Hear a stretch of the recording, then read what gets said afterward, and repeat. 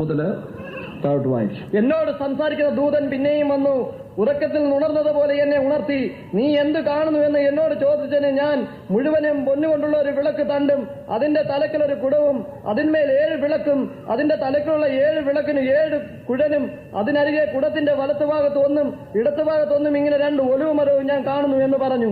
സക്കറിയ പ്രവചനത്തെ കുറിച്ച് നമ്മൾ വായിക്കുമ്പോൾ ഈ കാലങ്ങളിൽ സംഭവിക്കേണ്ടതും ഇനി സംഭവിക്കാൻ പോകുന്നതും സംഭവിച്ചുകൊണ്ടിരിക്കുന്നതുമായ പല കാര്യങ്ങളെക്കുറിച്ച് ഈ സക്കറിയ പ്രവചനത്തിൽ നമുക്ക് കാണാൻ കഴിയുന്നുണ്ട്.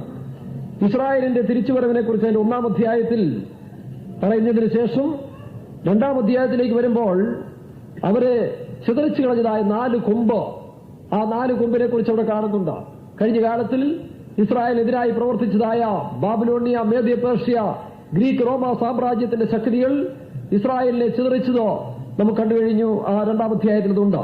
3-ാം അധ്യായത്തിൽ ദൈവം തന്റെ സഭയ്ക്ക് വേണ്ടി അല്ലെങ്കിൽ ഇസ്രായേൽ ജനത്തിനു വേണ്ടി ഒരു പുരോഹിതനെ വിശുദ്ധീകരിക്കുന്നത് പോലെ പുതിയ നിയമസഭയ്ക്ക് വേണ്ടി ദൈവം തന്റെ പുരോഹിതന്മാർ അല്ലെങ്കിൽ ശുശ്രൂഷകരെയും വിശുദ്ധീകരിക്കുന്ന ഒരു അനുഭവത്തെക്കുറിച്ച് നമ്മുടെ കാണാൻ കഴിയുന്നുണ്ട്. 4-ാം അധ്യായത്തിലേക്ക് വരുമ്പോൾ അത് തികച്ചും പുതിയ നിയമസഭയെക്കുറിച്ചുള്ള പ്രവചനം തന്നെയാണ്.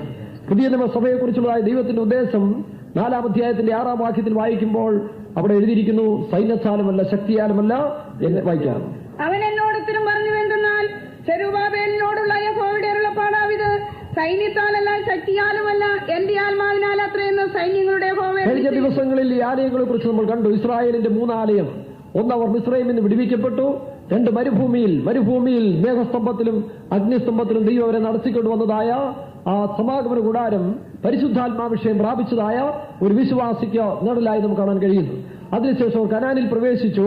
കനാനിൽ പ്രവേശിച്ചതിന് ശേഷം സലോമോൻ മൂലമായിട്ടൊരു ആലയം പണിതു. അവിടെ പിച്ചളത്തൊട്ടിയുടെ സ്ഥാനത്ത് 12 കാളകളുടെ പുറത്ത് കടൽ തൊട്ടി വെച്ചിരിക്കുന്നതായിട്ട് കാണും. ഉപദേശത്തിന്റെ വളർച്ചയിൽ പരിശുദ്ധാത്മാവിഷയം പ്രാപിച്ച വിശ്വാസി അപ്പോസ്തോലികമായ സഭയിൽ വളർന്ന് പൂർണ്ണപ്പെടുന്ന ഒരു അവസ്ഥ കാണിക്കുകയാണ്. അങ്ങനെ പൂർണ്ണപ്പെടുന്നതായ ആ വിശ്വാസിയുടെ 3-ാമത്തെ സ്റ്റേജ് നമ്മൾ പഠിക്കുമ്പോൾ ഇസ്രായേലിന് സംഭവിച്ചതുപോലെ തന്നെ അവർ പ്രതാപത്തിലും ഐശ്വര്യത്തിലും വളർന്നു വന്നപ്പോൾ ഹൃദയം കൊണ്ട് പലരും ദൈവത്തെ ത്യജിക്കാനിടയായി.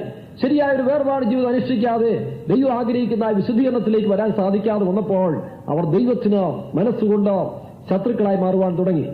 ദിനവൃത്താന്ത പുസ്തകം 36-ാം അധ്യായത്തിൽ കാണുന്ന 3 പാപങ്ങൾ: 1 അവരിലുണ്ടായിരുന്ന നിഗള സ്വഭാവം, 2 അവരിലുണ്ടായിരുന്ന ദുർമാർഗ സ്വഭാവം, 3-ാമത് അവർ നടത്തിപ്പിനെ ധിക്കരിക്കുകയും നടത്തിപ്പിനെ പരിഹസിക്കുകയും ചെയ്ത പരിഹാസികളായി തീർന്ന അവസ്ഥയിലായി കഴിഞ്ഞപ്പോൾ ഇസ്രായേലിനെ പ്രവാസത്തിലേക്ക് വിട്ടതുപോലെ പുതിയ നിയമസഭയും വിശ്വാസികളായ നാം അല്ലെങ്കിൽ ശുശ്രൂഷക്കാരും അഹങ്കാരികളും നിഗളികളും ദൈവത്തിന് ഇഷ്ടമില്ലാത്ത ദുർമാർഗ സ്വഭാവങ്ങളും അതുപോലെ മത്സരികളും പരിഹാസികളുമായി തീർന്നതിനാൽ ദൈവം നമ്മെ ലോകത്തിനും ജഡത്തിനും ഏൽപ്പിച്ചു കൊടുക്കുന്നതായിട്ട് കണ്ടു.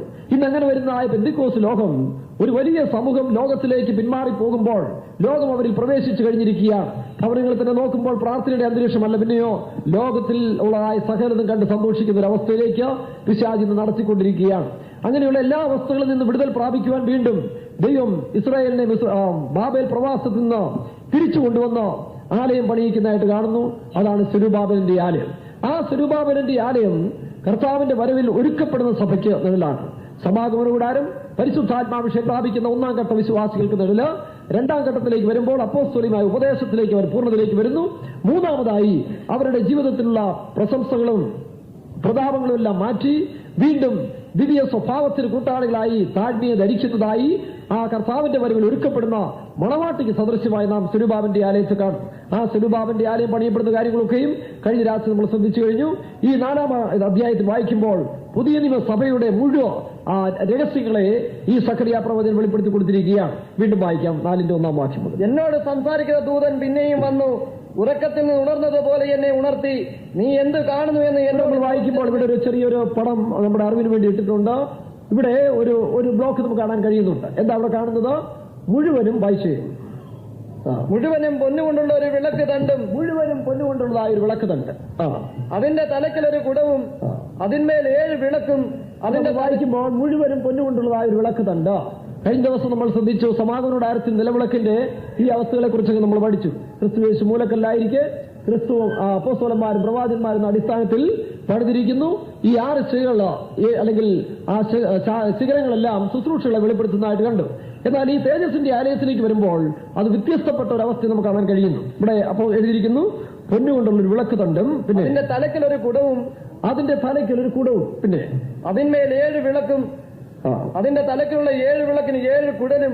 ആ 7 വിളക്കിന് 7 കുടൽ കാണുകയാണ്. അടുത്തത്, അതിനരികെ കുടത്തിന്റെ വലത്തുഭാഗത്തൊന്നും ഇടത്തുഭാഗത്തൊന്നും ഇങ്ങനെ 2 ഒലിവ് മരവും ഞാൻ ആ വിളക്കിന്റെ ഇടത്തും വലത്തും ഓരോ ഒലിവ് മരം നിൽക്കുന്നതായിട്ട് കണ്ടു. പിന്നെ എന്നോട് സംസാരിക്കുന്ന ദൂതനോട് ഞാൻ, യജമാനനെ ഇത് എന്താകുന്നെന്ന് ചോദിച്ചു. അതിന് ദൈവം മറുപടി കൊടുക്കുന്നത് 4-ാം അധ്യായത്തിന്റെ 6-ന്റെ അവസാനത്തിൽ വായിച്ച സൈന്യത്താലുമല്ല ശക്തിയാലുമല്ല എന്റെ ആത്മാവിനാൽ അത്രയെന്ന് ചെയ്യുന്നു. സക്കറിയാവിന് മനസ്സിലാകാത്ത ഒരു കാര്യം ദൈവം പറഞ്ഞു കൊടുക്കുന്നു, സൈന്യത്താലുമല്ല. എന്താ ദൈവം എടുത്തു പറഞ്ഞത്? ശലോമോന്റെ ആലയം സൈന്യത്താലും ശക്തിയാലും പണിതു. നാമും നമ്മുടെ കഴിവും പ്രാപ്തിയും കൃപാവരങ്ങളും ഉപദേശങ്ങളും കൊണ്ടൊക്കെ ശ്രേഷ്ഠമേറിയ ഒരു അവസ്ഥയിൽ വന്നെത്തുന്ന പെന്തിക്കോസ്റ്റ് അനുഭവത്തിൽ നിന്ന് വീണ്ടും നാം ദൈവത്തിന്റെ മണവാട്ടിയായി തീരുവാൻ നമ്മുടെ ജീവിതത്തിലെ പ്രതാപങ്ങളെല്ലാം ഉടയ്ക്കപ്പെടേണ്ടത് ആവശ്യമാണ്. അതുകൊണ്ടാണ് ഇവിടെ വായിക്കുന്നത്, സെരുബാബിന്റെ മുമ്പിലുള്ള മഹാപർവ്വതമേ നീ സമഭൂമിയായി തീരും. വായിച്ച്,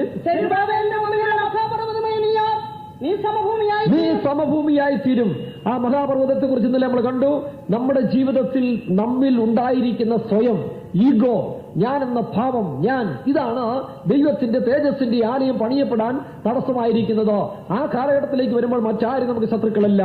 നമ്മിലുള്ളതായ സ്വയം, നിഗളം, നമ്മിലുള്ളതായ അഹംഭാവം, ആ ഈഗോ, അതാണ് സെരുബാബിന്റെ മുമ്പിലുള്ളതായ പർവ്വതമായി കാണുന്നത്. ഈ പർവ്വതത്തെ ഉടച്ചു കളയണമെങ്കിൽ അവിടെ എന്തുപയോഗിക്കണം? വായിച്ച്, അതിന് കൃപ എന്ന ആർപ്പോടുകൂടി ആണിക്കല്ലെ കൊണ്ടുവരുന്നതാണ്. കൃപയിൽ മാത്രമാണ് ഇത് പണിയപ്പെടേണ്ടത്. നാം രക്ഷിക്കപ്പെടുന്ന എഫേസ്യ ലേഖനം 2-ാം അധ്യായത്തിന്റെ 8-ാം വാക്യത്തിൽ വായിക്കുമ്പോൾ, കൃപയാലല്ലോ വിശ്വാസം മൂലം നാം രക്ഷിക്കപ്പെടുന്നത്. റോമർ 5-ന്റെ 2-ാം വാക്യത്തിൽ വായിക്കുമ്പോൾ, നാം നിൽക്കുന്നത് കൃപയാൽ. ഇനി നാം ചേരാൻ പോകുന്നതും ക്രിസ്തുവിനോട് ചേരാൻ പോകുന്നതും ഈ കൃപയാലാണ്. അതുകൊണ്ട് നമ്മിലേക്ക് നാം തിരിഞ്ഞു നോക്കിയാൽ, നമ്മിൽ പ്രശംസിക്കാൻ തുടങ്ങിയാൽ ഈ തേജസ്സിന്റെ ആലയം പണിയപ്പെടാൻ കഴിയുകയില്ല. അതുകൊണ്ടാണ് എഴുതിയിരിക്കുന്നത്, കൃപ എന്ന ആർപ്പോടുകൂടി. വായിച്ച്, അതിന് കൃപ എന്ന ആർപ്പോടുകൂടെ അവൻ ആണിക്കല്ല് കയറ്റും.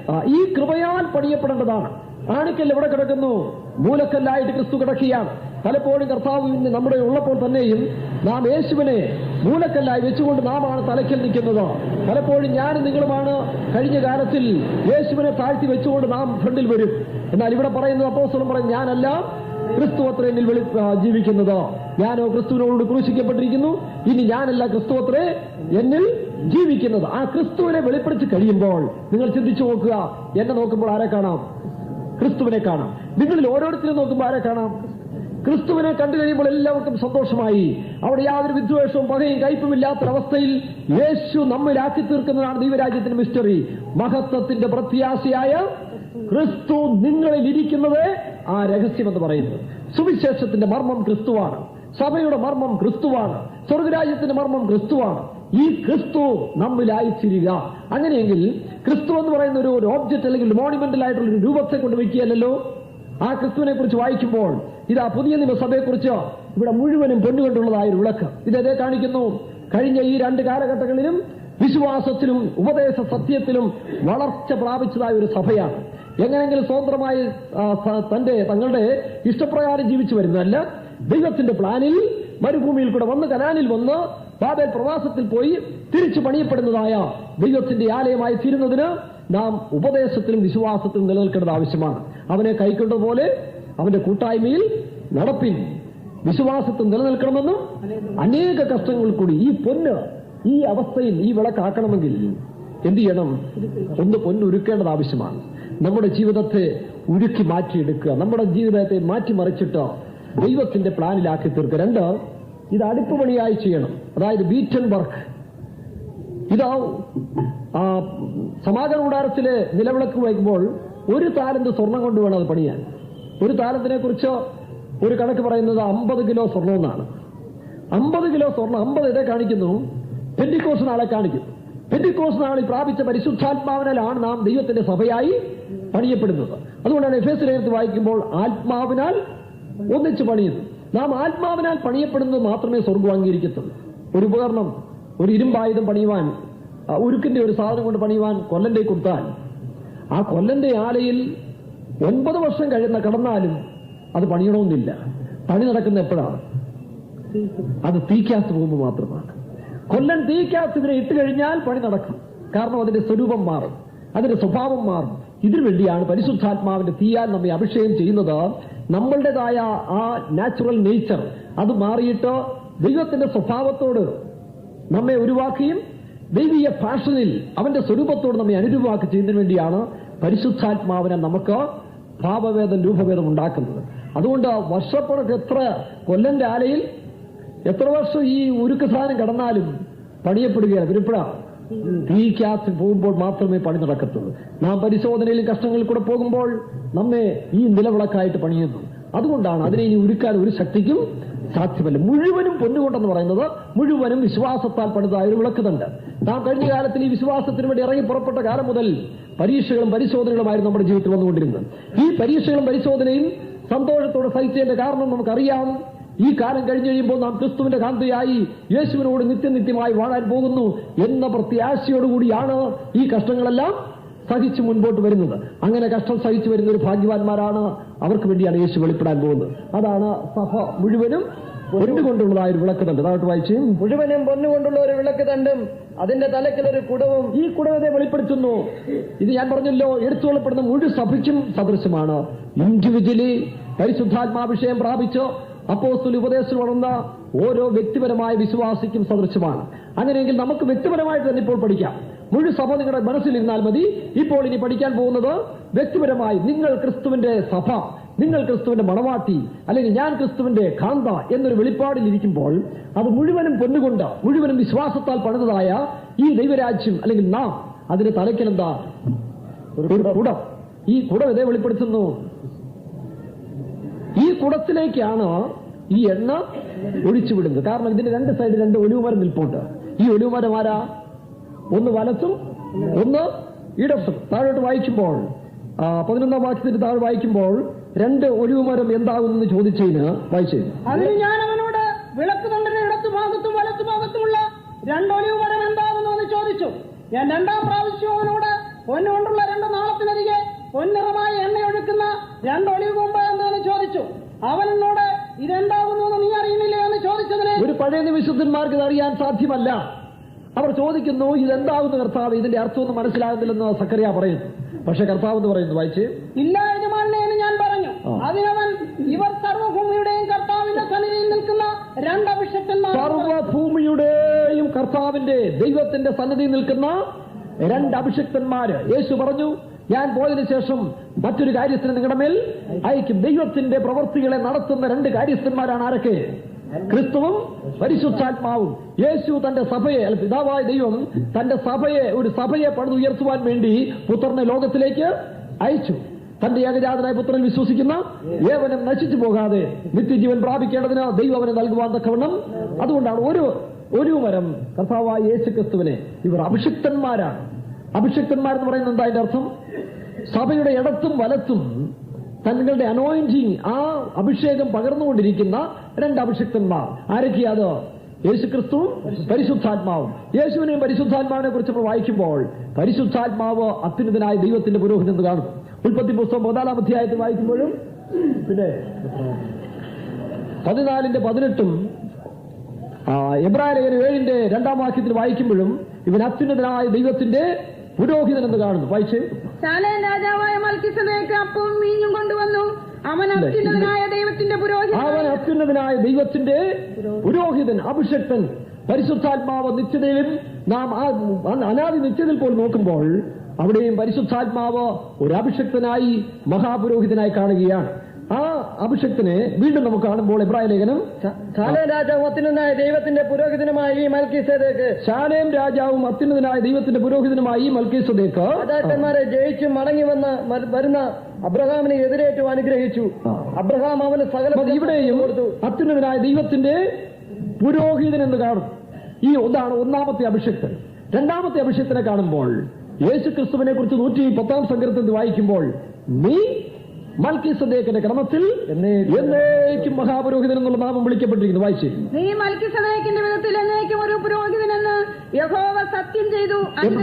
എബ്രായ ലേഖനം 5-ാം അധ്യായത്തിന്റെ 5-6 വാക്യം വായിക്കുമ്പോൾ യേശു ക്രിസ്തു ലോകത്തിൽ വരുമ്പോൾ അവൻ പുത്രനായിരുന്ന യേശു ക്രിസ്തുവിനെ പുരോഹിതനായി വാഴിച്ചു പിതാവായ ദൈവം അധികാരം കൊടുക്കുന്നതായിട്ട് കാണാൻ കഴിയുന്നു. 5-ാം അധ്യായത്തിന്റെ 5-6. അവണ്ണം ക്രിസ്തു മഹാപുരോഹിതനാകുവാനുള്ള മഹത്വം സ്വതവേ എടുത്തില്ല. യേശു ക്രിസ്തു ലോകത്തിൽ വരുമ്പോൾ താൻ പുരോഹിതനല്ലായിരുന്നു, പുരോഹിത കുടുംബത്തിൽ ജനിച്ചില്ലായിരുന്നു.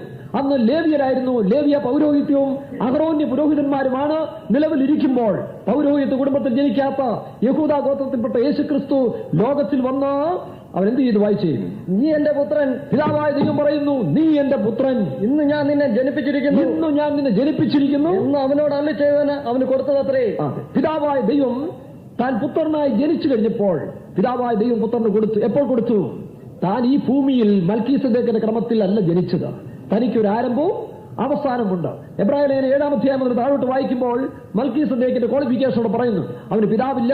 വായിച്ചേ, അവന് പിതാവില്ല, മാതാവില്ല, വംശാവലിയില്ല, ജീവാരംഭവും ജീവാവസാനവും ഇല്ല. പിതാവും മാതാവും വംശാവലിയും ഇല്ലാത്തതായ ഒരു മഹാപുരോഹിതൻ പരിശുദ്ധാത്മാവ് നമ്മൾ കാണും.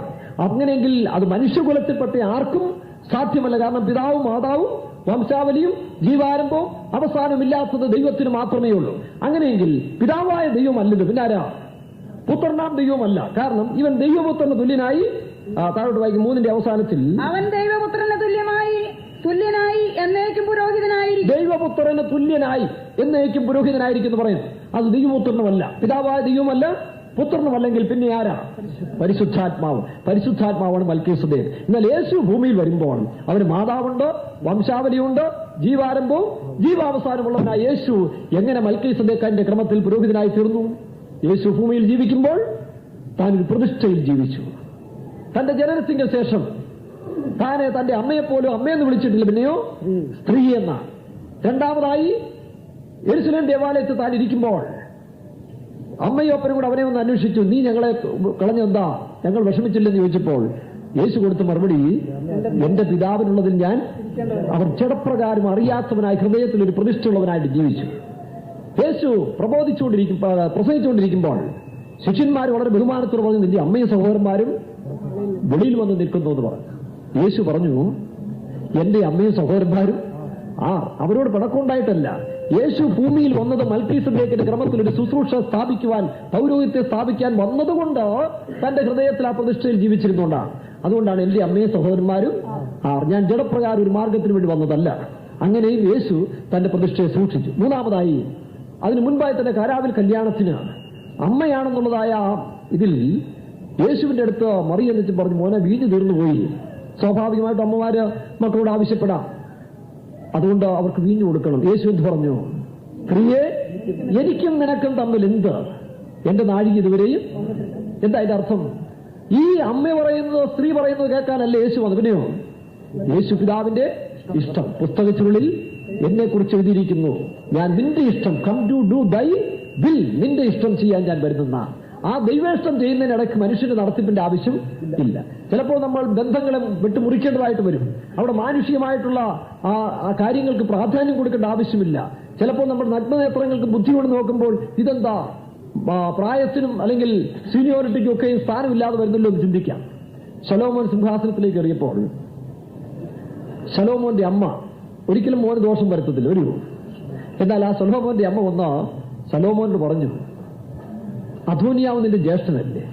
അദോനിയാവ് പോയി ശലോമോനോട് പറഞ്ഞു, അദോനിയാവ് പോയി ബത്ശേബയോട് പറഞ്ഞു, രാജ്യം എനിക്ക് വരേണ്ടതായിരുന്നു, ശരിയാ, പക്ഷേ ശലോമോന് വന്നുപോയി, അത് ദൈവത്താൽ വന്നു. ആ ശൂനേമിത്തി എനിക്ക് തരുത്തോ. അപ്പോൾ ബത്ശേബയോട് നോക്കിയപ്പോൾ ഒരു പാവപ്പെട്ട പെൺകുട്ടിയല്ലേ ശൂനേമിത്തി, അത് സാരമില്ല, അതിന് ഞാൻ പറയാമല്ലോ. അവൾ ചെന്ന് ശലോമോന്റെ അടുത്ത് എന്ന് പറഞ്ഞു. ആദ്യത്തെ റിക്വസ്റ്റാണ്. സ്വന്തം രാജമാതാവ് രാജകുമാരനോട് പറയുന്ന ആദ്യത്തെ വിഷയമാണ്, മോനെ രാജ്യം നിനക്ക് കിട്ടിയല്ലോ, അത് മതി, ഇനി എന്ത് ചെയ്യാം? ആ ശൂന്യമെത്തിയെ നിന്റെ ചേട്ടന് കൊടുത്തേരും. ചേട്ടനാ ശലോമോൻ ചാടി എഴുന്നേക്കുന്നതായിട്ടാണ്. എന്നാ പിന്നെ രാജ്യവും അവന് വേണ്ടി നിനക്ക് ചോദിച്ചു കൂടരുതോ? അപ്പൊ അതിന്റെ വ്യത്യാസം ആർക്കറിയുന്നില്ല. രാജമാതാവിന് രാജ്യഭാരത്തിലിരിക്കുന്ന രാജാവിന്റെ വെളിപ്പാടില്ല. രാജാസനത്തിലിരിക്കുന്ന രാജാവിന് മാത്രമേ ദൈവിക ജ്ഞാനം കൊടുത്തിട്ടുള്ളൂ. അവൾ അമ്മയാണെങ്കിലും അവൾ കാണണമെന്നില്ല. അതുകൊണ്ടാണ് നമ്മുടെ ഈ മാർഗത്തിലും നമ്മൾ ചിലപ്പോൾ മാനുഷികമായ ബുദ്ധിയിൽ ചില പരിഗണനകൾക്ക് സ്ഥാനമില്ലാതെ വരുന്നതിന്റെ കാരണം അതാണ്. ചിലപ്പോൾ ചിലരുടെ ആലോചനകളെ പ്രായം നോക്കിയെടുക്കാൻ ഒക്കില്ല. ചിലപ്പോൾ കൂടെ ഇരിക്കുന്നവരാണെങ്കിലും അവർക്ക് ഈ വെളിപ്പാട് ചിലപ്പോൾ കണ്ടില്ലെന്ന് വരും. ദൈവത്താൽ നടത്തപ്പെടുമ്പോൾ മാത്രമേ നമുക്ക് ശരിയായ പ്ലാൻ കിട്ടുകയുള്ളൂ. അവിടെ ദൈവിക പ്ലാൻ ദൈവത്തിന്റെ വചനം പറയുന്ന സൈന്യത്താലുമല്ല ശക്തിയാലുമല്ല എന്റെ ആത്മാവനല്ല അത്രയെന്ന് പറയുന്നു. അതുകൊണ്ടാണ് യേശു മറിയോട് അവിടെ തട്ടിക്കളഞ്ഞത്. മൂന്നാമതായി അവസാനത്തിൽ നാം നോക്കുമ്പോൾ ക്രൂശിങ്കൽ കിടക്കുന്ന യേശുവിന്റെ അടുത്ത് ആ പരീക്ഷ വീണ്ടും വന്നു. മറിയ സ്വന്തം മോനോടുള്ളതായ സ്നേഹം, കാരണം അവൾ പ്രതിഷ്ഠിച്ച് ജീവിക്കുന്നതല്ല, അവളുടെ മോനെ വളർത്തി. ആ വിഷമത്തിൽ യേശു തകർക്കപ്പെട്ട് കണ്ടപ്പോൾ മറിയയ്ക്ക് ഒരു പ്രവചനം ഉണ്ടായിരുന്നു, നിന്റെ ഹൃദയത്തിലൂടെ ഒരു വാള് കടക്കും. ആ ദുഃഖത്തിൽ അവൾ നിൽക്കുമ്പോൾ യേശു പറയാ, സ്ത്രീയെ ഇതാ നിന്റെ മകൻ. യോഹന്നാനെ വിളിച്ചിട്ട് പറയുന്നത് ഇതാ നിന്റെ അമ്മ. ചിലർ പറയുന്നത് കർത്താവ് അവസാനത്തിൽ ഒരിക്കലും ഒരു കത്തോലിക്ക ഒരു പ്രാസംഗിക പ്രസംഗിച്ചതാണ്. നോക്ക്, അവസാനത്തിൽ അമ്മയ്ക്ക് വേണ്ടി കർത്താവ് വളരെ കരുതലോടെ യോഹന്നാനെ ഏൽപ്പിച്ചിട്ട് പോയെന്നാണ്. അതുകൊണ്ടല്ല യോഹന്നാനെ ഏൽപ്പിച്ചത്. ഒന്നാമത് റോമൻ നിയമം അനുസരിച്ച് ഈ ക്രൂശിക്കപ്പെടുന്നിടത്തേക്ക് അവരുടെ സ്വന്തക്കാർക്ക് മാത്രമേ വരാൻ അവകാശമുള്ളൂ. അല്ലാത്തവരെ ആരെയും ഈ ക്രൂശിക്കപ്പെടുന്നിടത്തേക്ക് ഗവൺമെന്റ് വിട്ടുപിടിക്കുകയില്ല. ആ കെയറോഫിലാണ് ഇവര് റിലേറ്റീവ്സ് ആയതുകൊണ്ട് യോഹന്നാന് പ്രവേശിക്കാം. പക്ഷെ അതല്ല ഇവിടുത്തെ പ്രശ്നം. യോഹന്നാനെ തന്നെ വിളിക്കാൻ കാരണം, യോഹന്നാൻ ജീവനോടിരുന്ന, അല്ലെങ്കിൽ യേശു ജീവനോടിരിക്കുന്ന സമയത്തിൽ യോഹന്നാന്റെ അമ്മ ഇടയ്ക്കിടയ്ക്ക് പൊതിയുമായിട്ട് വരും മക്കളെ കാണാൻ. യോഹന്നാനെ യാക്കോബിനെയും കണ്ട് പ്രത്യേക പൊതിയും കൊടുത്ത് ഒരു ദിവസം യേശുവിനോട് റിക്വസ്റ്റും ചെയ്തു. എന്താ ചെയ്തത്? കർത്താവ്, എന്റെ കുഞ്ഞുങ്ങളെ എന്ത് ചെയ്യണം? ഇത് അങ്ങനെയുള്ള ആത്മാവ് നമുക്കുമുണ്ട്. എന്റെ കുഞ്ഞുങ്ങളെ, എന്റെ മക്കളെ, എന്റെ ഭാര്യ, എന്റെ വസ്തു, എന്റെ പിള്ളേരുടെ കല്യാണം, ഇങ്ങനെയുള്ളതായ ആ സ്വയത്തിന്റെ ആത്മാവ് പലപ്പോഴും നമുക്കും കയറാറുണ്ട്. ഇതുമായിട്ടാണ് അവൾ വന്നത്. അപ്പോഴേ യേശു മനസ്സിലാക്കി, ഇവൻ സുവിശേഷങ്ങളിലേക്ക് വന്നിട്ടും ആരോടുള്ള ബന്ധം വിട്ടിട്ടില്ല, അമ്മയോടുള്ള. പക്ഷെ ഈ മാർഗം ജഡപ്രകാരം ആരെയും അറിയാത്ത മാർഗമായി സ്ഥാപിക്കേണ്ടതിന് വേണ്ടിയാണ് ആ യോഹന്നാനെ തന്നെ വിളിച്ചത്. യാക്കോബിനെ വിളിക്കാഞ്ഞത് കാരണം യാക്കോബിന്റെ ശുശ്രൂഷ ഇത്രയോളം ദൈവത്തിന് അറിയാം. യാക്കോബ് ഒന്നാമത്തെ രക്തസാക്ഷിയായി തീർന്നു, ഇടത്തും വലത്തും, ഇല്ലയോ? ഒരുത്തൻ രക്തസാക്ഷിയായി, ഒരുത്തൻ അപ്പോസ്തലന്മാരെല്ലാം രക്തസാക്ഷിയായപ്പോൾ യോഹന്നാൻ മാത്രം രക്തസാക്ഷിയാകാതെ 96 വയസ്സ് വരെ ജീവിച്ചു. എന്നാൽ ഈ യോഹന്നാനെ വിളിച്ചതിന്റെ കാരണം അമ്മയോടുള്ള സ്നേഹം അവൻ വിട്ടുവിടാൻ വേണ്ടിയാണ്. ക്രൂശിൽ കിടന്ന യേശു പറഞ്ഞത്, സ്ത്രീയെ ഇതാ നിന്റെ മകൻ. യോഹന്നാനോട് പറയുന്നത് ഇതാ നിന്റെ അമ്മ. ആ ബന്ധം ആത്മീയത്തിലേക്ക് വിടുകയാണ്. എന്തിനു വേണ്ടി? യേശു സ്ഥാപിക്കുന്ന മാർഗം മൽക്കീസദേക്കിന്റെ ക്രമത്തിലുള്ള ശുശ്രൂഷയാണ്. അതാണ് എബ്രായർ 7-ാം അധ്യായത്തിൽ കാണുന്നത്. 7:11 വായിക്കുമ്പോൾ, എബ്രായർ 7:11, സമ്പൂർണത വന്നെങ്കിൽ അതിന് കീഴല്ലോ ജനം ന്യായപ്രമാണം പ്രാപിച്ചത്. ലേവ്യ പൗരോഹിത്യത്തിൽ സമ്പൂർണത വന്നെങ്കിൽ അതിന് കീഴല്ലോ ജനം.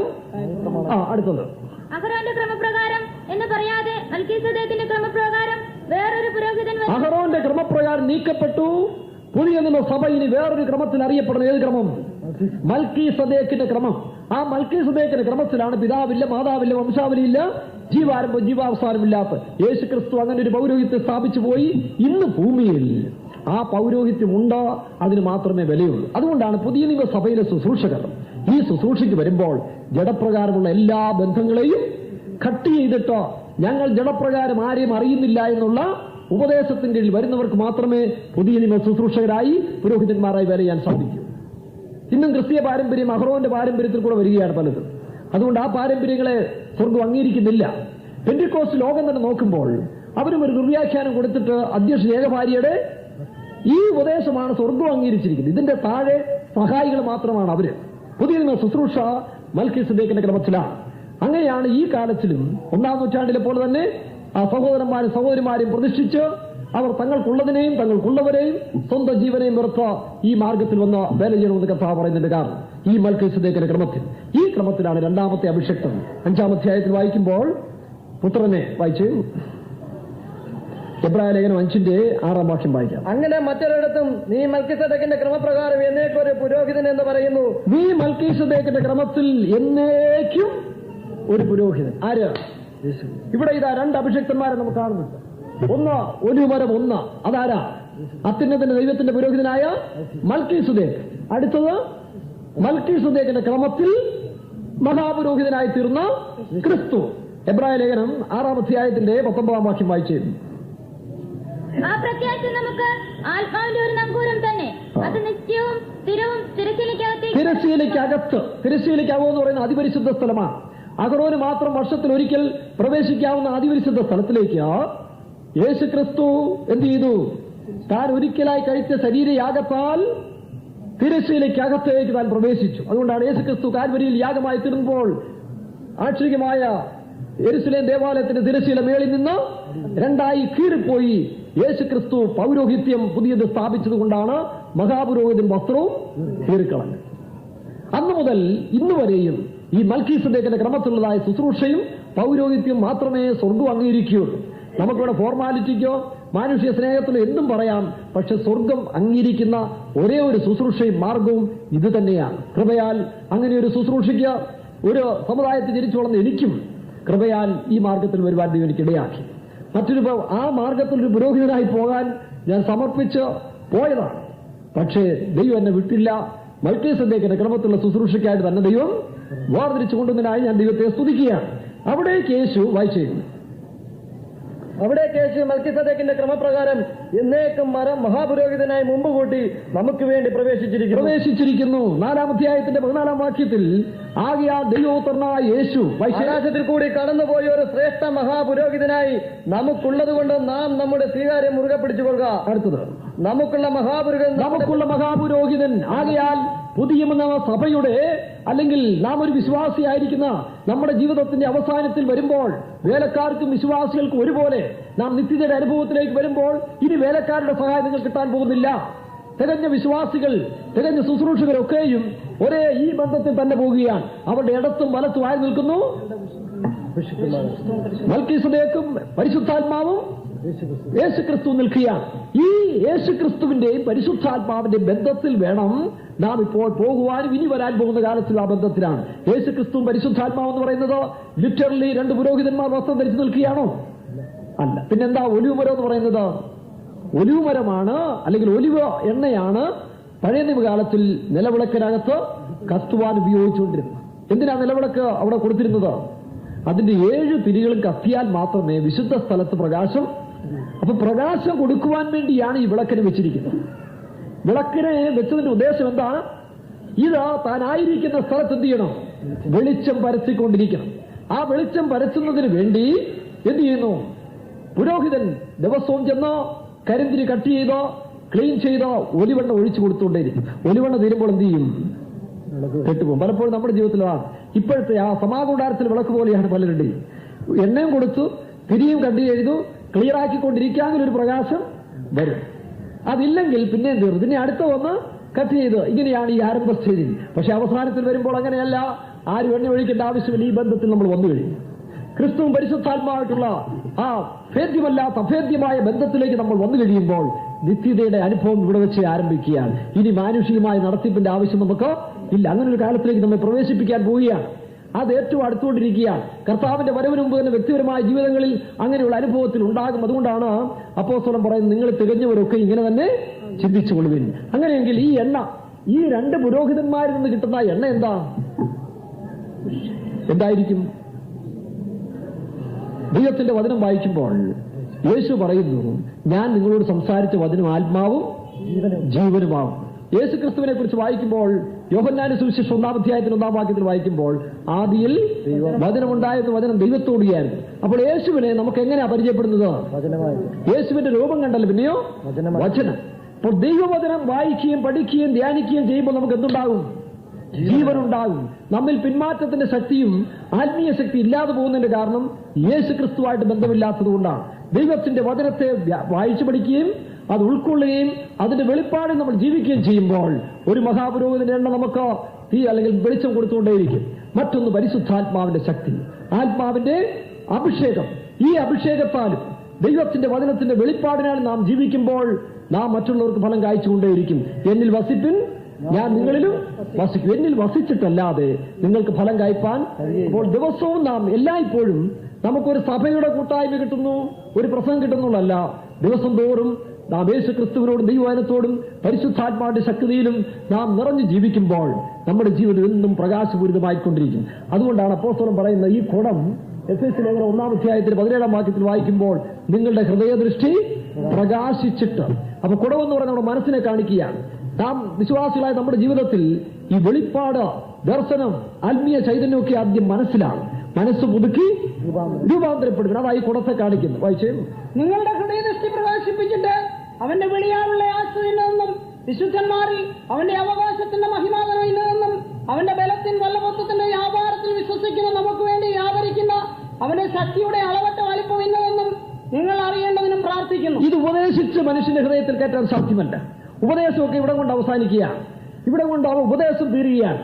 പിന്നീട് അപ്പോസ്തലൻ ജനം ആ സ്റ്റാൻഡേർഡിലേക്ക് വരുവാൻ പ്രാർത്ഥിക്കുന്നു. ഇതിൽ പ്രാർത്ഥിക്കുന്നു, നിങ്ങളുടെ ഹൃദയദൃഷ്ടി, അതായി കുടത്തെ കാണിക്കുന്നത്. ഈ നിലവിളക്കിന്റെ മേളിൽ വെച്ചിരിക്കുന്ന കുടം നമ്മുടെ മനസ്സ് ഹൃദയദൃഷ്ടിയെ വെളിപ്പെടുത്തുകയാണ്. അതിന്റെ ആത്മീയാർത്ഥം ഹൃദയദൃഷ്ടിയാണ്. നമ്മുടെ ഹൃദയദൃഷ്ടി പ്രകാശിച്ചു കഴിയുമ്പോഴാണ് നമുക്കുള്ളതായ അവകാശം, നമുക്ക് എന്തുമാത്രം അവകാശിയോ ഇത്രയും വലിയ സമ്പന്നനാണല്ലോ ഞാനെന്നുള്ളതായ ആ നോളേജ് വരുമ്പോൾ നമുക്ക് എന്തുണ്ടായിരുന്നു?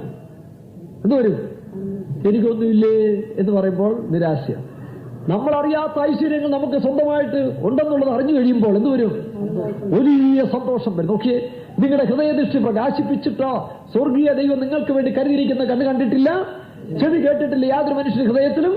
ആ സ്വർഗീയ കാഴ്ചപ്പാടിൽ അവിടെ എന്താ അപ്പോസ്തലൻ പറയുന്നത്? വായിച്ചേ, ബലത്തിന്റെ വല്ലഭത്വത്തിന്റെ വ്യാപാര ശക്തിയും ബലത്തിന്റെ വല്ലഭത്വത്തിന്റെ വ്യാപാരത്താൽ വിശ്വസിക്കുന്ന നമുക്ക് വേണ്ടി വ്യാപരിക്കുന്ന അവന്റെ ശക്തിയുടെ അളവറ്റ വലിപ്പം ഇന്നതെന്നും നിങ്ങൾ അറിയേണ്ടതിനും പ്രാർത്ഥിക്കും. എത്ര കാര്യങ്ങളോട് പറയുന്നു ഒന്നുകൂടെ വായിച്ചേ. 17-ാം വാക്യം. ഇതെല്ലാം വളരെ പ്രാധാന്യം അർഹിക്കുന്ന 3-ാം സ്റ്റേജിന്റെ കാതലായ വാക്യങ്ങളാണ്. വായിച്ചേ. നമ്മുടെ കർത്താവായ യേശുക്രിസ്തുവിന്റെ ദൈവവും മഹത്വമുള്ള പിതാവുമായ നിങ്ങൾക്ക് തന്നെ കുറിച്ചുള്ള പരിജ്ഞാനത്തിൽ അപ്പൊ നമുക്ക് ആരെ കുറിച്ച് പരിജ്ഞാനം ലഭിച്ചുകൊണ്ടിരിക്കും? ഇനി ലോകത്തെ കുറിച്ചല്ല, സഭകളെ കുറിച്ചല്ല, ശുശ്രൂഷകരെ കുറിച്ചല്ല, സഹവിശ്വാസികളെ കുറിച്ചല്ല, ബാക്ക്ഗ്രൗണ്ടുകളെ കുറിച്ചല്ല, ക്രിസ്തുവിനെ കുറിച്ചുള്ള പരിജ്ഞാനത്തിൽ. ജ്ഞാനത്തിന്റെയും വായിച്ചു വിട്ടാൽ മനസ്സിലാകത്തില്ല. നാം വളർച്ച പ്രാപിക്കുന്നതോറും അത് വായിക്കുന്നതോറും നമ്മുടെ മനസ്സിൽ അത് പ്രകാശിച്ചുകൊണ്ടേയിരിക്കും. പരിജ്ഞാനത്തിൽ, ജ്ഞാനത്തിന്റെയും വിസ്ഡം, ജ്ഞാനത്തിന്റെയും വെളിപ്പാടിന്റെയും ആത്മാവിനെ വെളിപ്പാട്. അപ്പോൾ എന്ത് കിട്ടുന്നു? ഈ പുരോഹിതന്മാർ നമുക്ക് എന്ത് തരുന്നു? അവരോടുള്ള ബന്ധത്തിൽ ജീവിക്കുമ്പോൾ ഈ ഒലിവെണ്ണ സ്വർണ്ണ നിറത്തിലുള്ള ഒലിവാണ്. വിശ്വാസത്തിന്റെ വെളിപ്പാടുകൾ, ജ്ഞാനം, പരിജ്ഞാനം, ഇതൊക്കെ ദൈവം നമുക്ക് തരികയാണ്. പിന്നെ ജ്ഞാനത്തിന്റെയും വെളിപ്പാടിന്റെ ആത്മാവിനെ തരേണ്ടതിനും നിങ്ങളുടെ ഹൃദയദൃഷ്ടി പ്രകാശിച്ചിട്ട്. അതെ, നിങ്ങളുടെ ഹൃദയദൃഷ്ടി. ഇത് ഉപദേശം പഠിച്ചുകൊണ്ടാകുന്നില്ല.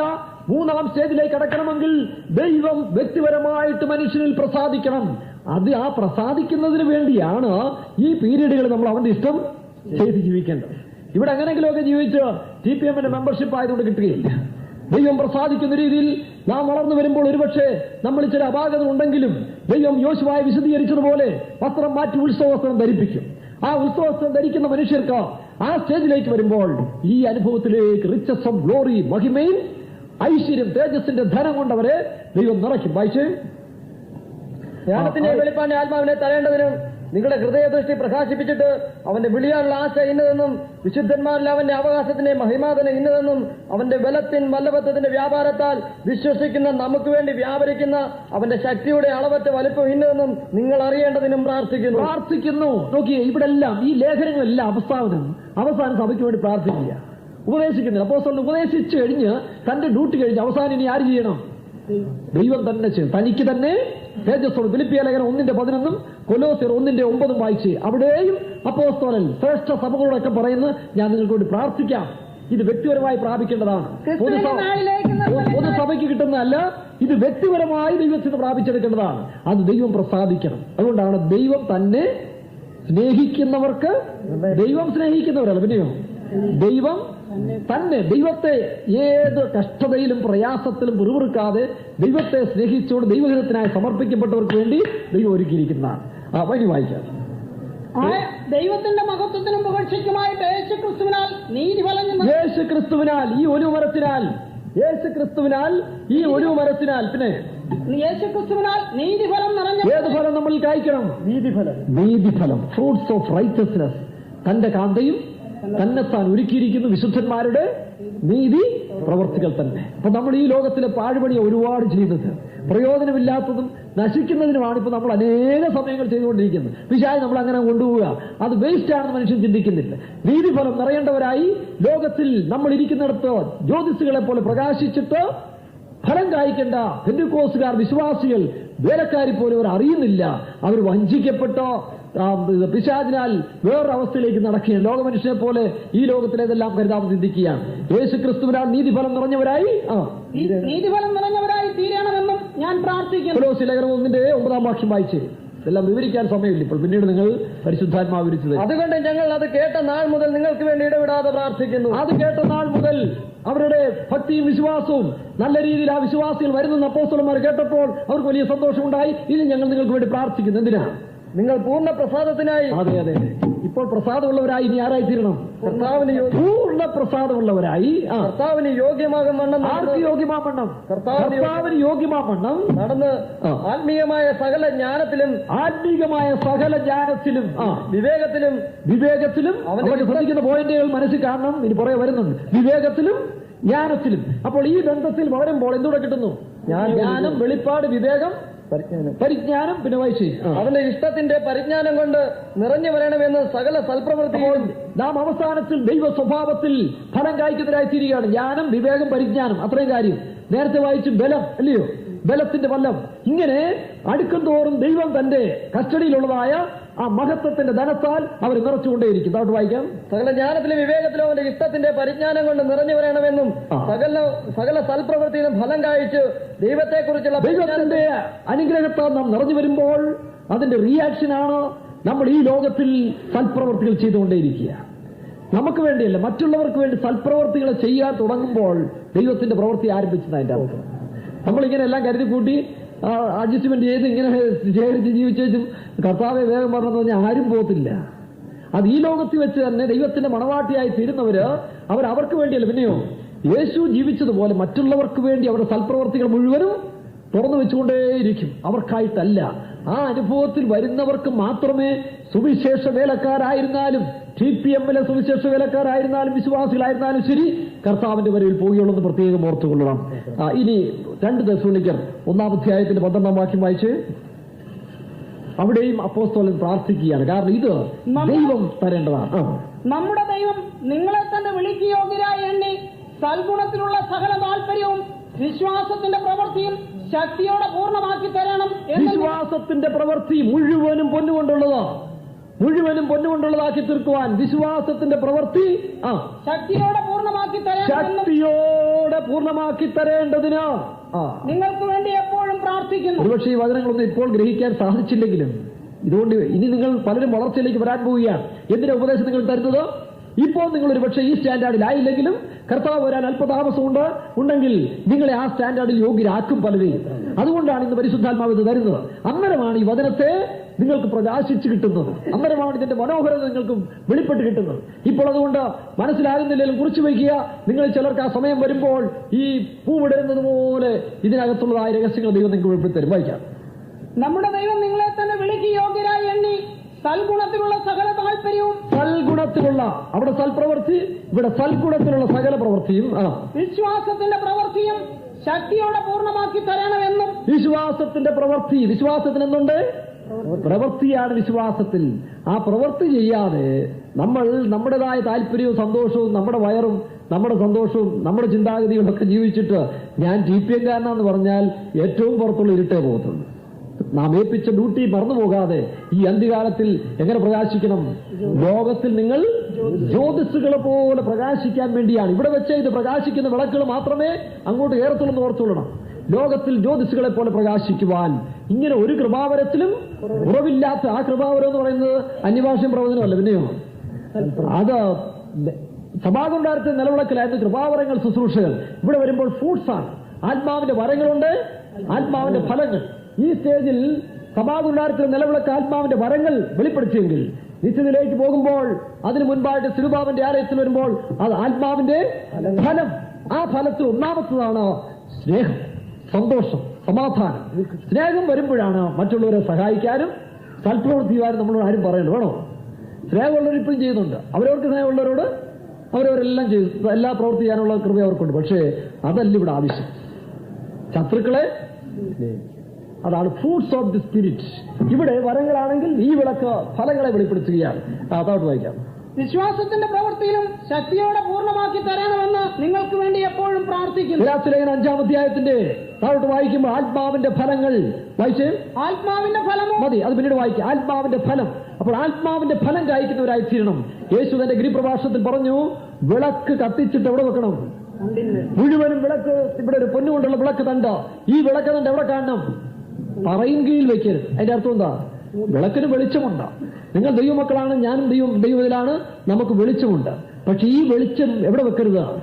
പറയിൻ കീഴ്. പറയെന്ന് പറഞ്ഞാൽ നമ്മുടേതായ ആ കാര്യത്തിൽ മാത്രം, നമ്മുടെ ഭവനത്തിൽ, നമ്മുടേതായ സഭയിൽ മാത്രം, നമ്മുടെ കൂട്ടർക്ക് മാത്രം. ഇതല്ല ദൈവം ഉദ്ദേശിക്കുന്നത്. ഇതെവിടെ വെക്കണം? തണ്ടിന്മീതയിൽ വെക്കുമ്പോൾ എല്ലാവർക്കും അത് പ്രകാശം കൊടുക്കും. മലമേലിരിക്കുന്ന പട്ടണം പലതുണ്ട്. പക്ഷേ TPM വിശ്വാസിയെ, വേലക്കാരെ, നിങ്ങൾ എവിടെ ഇരിക്കണം? നിങ്ങൾ മലമേലിരിക്കണം. അതുകൊണ്ടാണ് ഉത്തരഗിരിയായ സിയോൻ പർവ്വതം ഉയരം കൊണ്ട് മനോഹരവും സർവ്വഭൂമിക്കും. ഓക്കെ, ഒരു ഭൂമിക്കല്ല, പിന്നെയോ സർവ്വഭൂമിക്കും. അതുകൊണ്ട് ഒരു പ്രത്യേക വിഭാഗത്തിനോ പ്രത്യേക ഗ്രൂപ്പിനോ പ്രത്യേക കുടുംബങ്ങൾക്ക് ഫലം കായ്ക്കുകയല്ല സുവിശേഷ വേലക്കാരും. അവർ ആയിരിക്കുന്ന സ്ഥലത്തിൽ മുഴുവൻ ലോകത്തിനും ഫലം കായ്ക്കുവാൻ വിളിക്കപ്പെട്ടവരാണ് പുതിയ നിയമ മണവാട്ടി വിശ്വാസികളും വേലക്കാരും എന്ന് പറയുന്നത്. അതുകൊണ്ടാണ് വിളക്ക് കത്തിച്ച് പറയും കീഴിലല്ല. എന്താ വെളിച്ചം?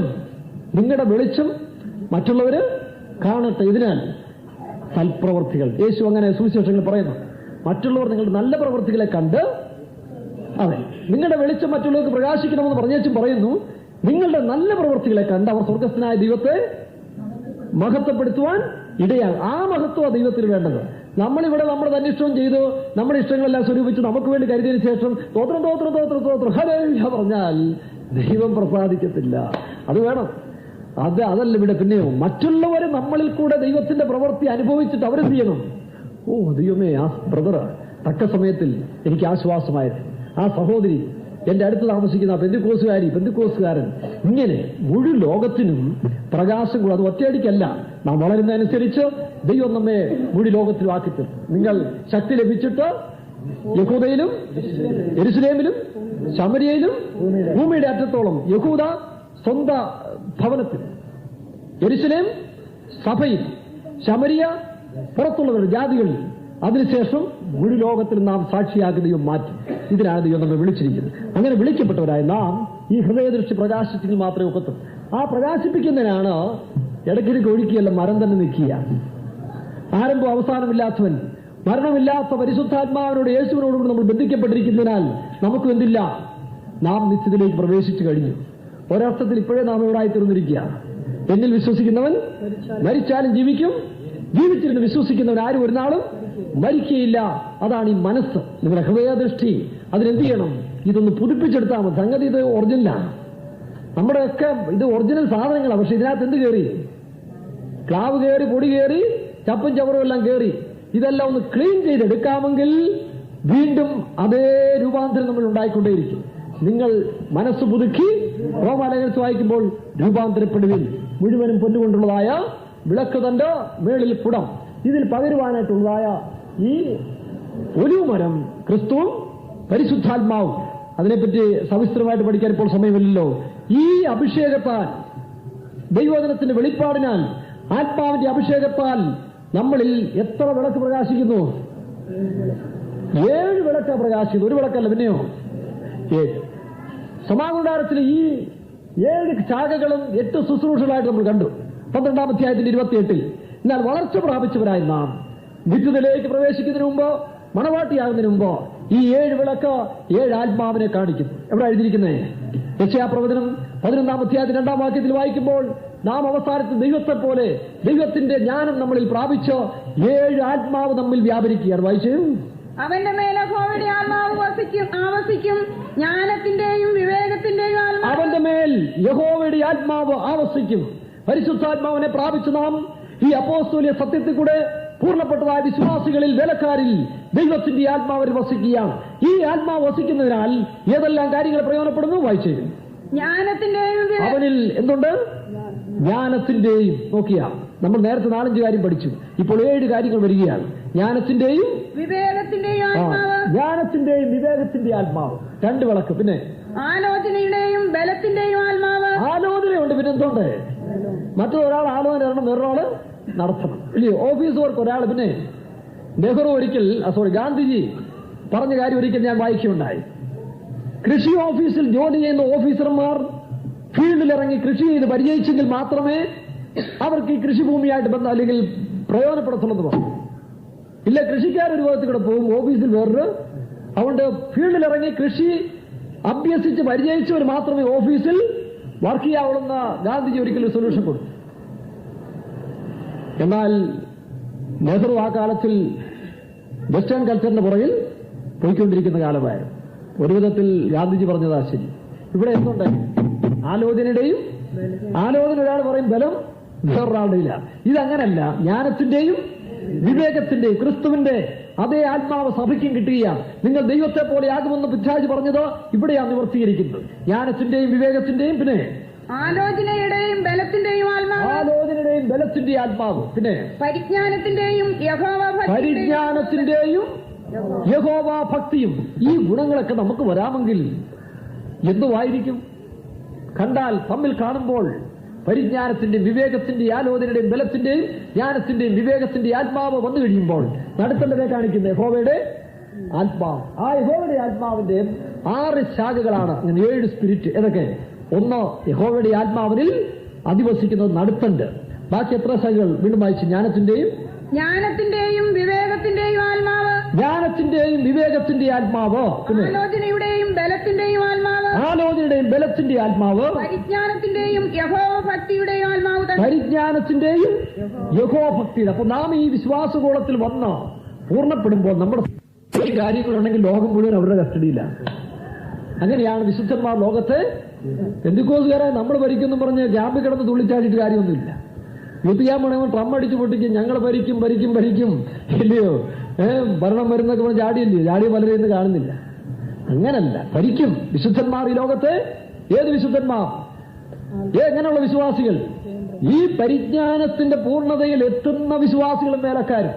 അല്ലാതെ വർഷം തികച്ചുകൊണ്ടോ ഇവിടെ സെൻട്രൽ മദർ ആയതുകൊണ്ടോ സെൻട്രൽ പാസ്റ്റർ ആയതുകൊണ്ടൊന്നും അവിടെ യാതൊന്നും അറിവുണ്ടാകത്തില്ല. ചിലപ്പോൾ നമ്മൾ സെൻട്രൽ പാസ്റ്റർ മദറാന്ന് പറയുമ്പോൾ കർത്താവിക്ക് എവിടുത്തെയാ നിന്നെ അറിയത്തില്ലെന്നേ പറയത്തുള്ളൂ.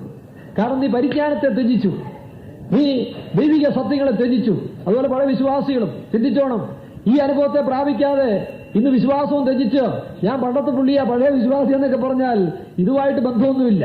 ഈ വിശ്വാസത്തിൽ ആരംഭിച്ചത് വളർന്നു വരുമ്പോൾ ഈ വിശ്വാസത്തിന്റെയും പരിജ്ഞാനത്തിന്റെയും പൂർണ്ണതയിൽ എത്തിക്കഴിഞ്ഞിരിക്കും. അതല്ല ഇടയ്ക്ക് വെച്ച് വിശ്വാസവും തകർത്ത് പിന്നെ വർഷപ്പഴക്കവും പറഞ്ഞാൽ നമുക്ക് വെറുതെ സാധാരണ പരിജ്ഞാനമില്ലാത്ത മനുഷ്യരുടെ മേൽ കർത്തൃത്വം ചെയ്യാവുന്നതേ ഉള്ളൂ. ഇവിടെ എന്താ പറയുന്നത്? ജ്ഞാനത്തിന്റെയും വിവേകത്തിന്റെയും. വായിക്കാം. ജ്ഞാനത്തിന്റെയും വിവേകത്തിന്റെയും ആത്മാവ്, ആലോചനയുടെയും ബലത്തിന്റെയും ആത്മാവ്, പരിജ്ഞാനത്തിന്റെയും യഹോവഭക്തിയുടെയും ആത്മാവ്. ഇത്രയും പ്രാപ്തിയുള്ള ഒരു മനുഷ്യൻ നിശ്ചയമായിട്ടും ലോകത്തെ ഭരിക്കും. നോക്കി, തർക്കമില്ലാത്ത കാര്യമാണ്.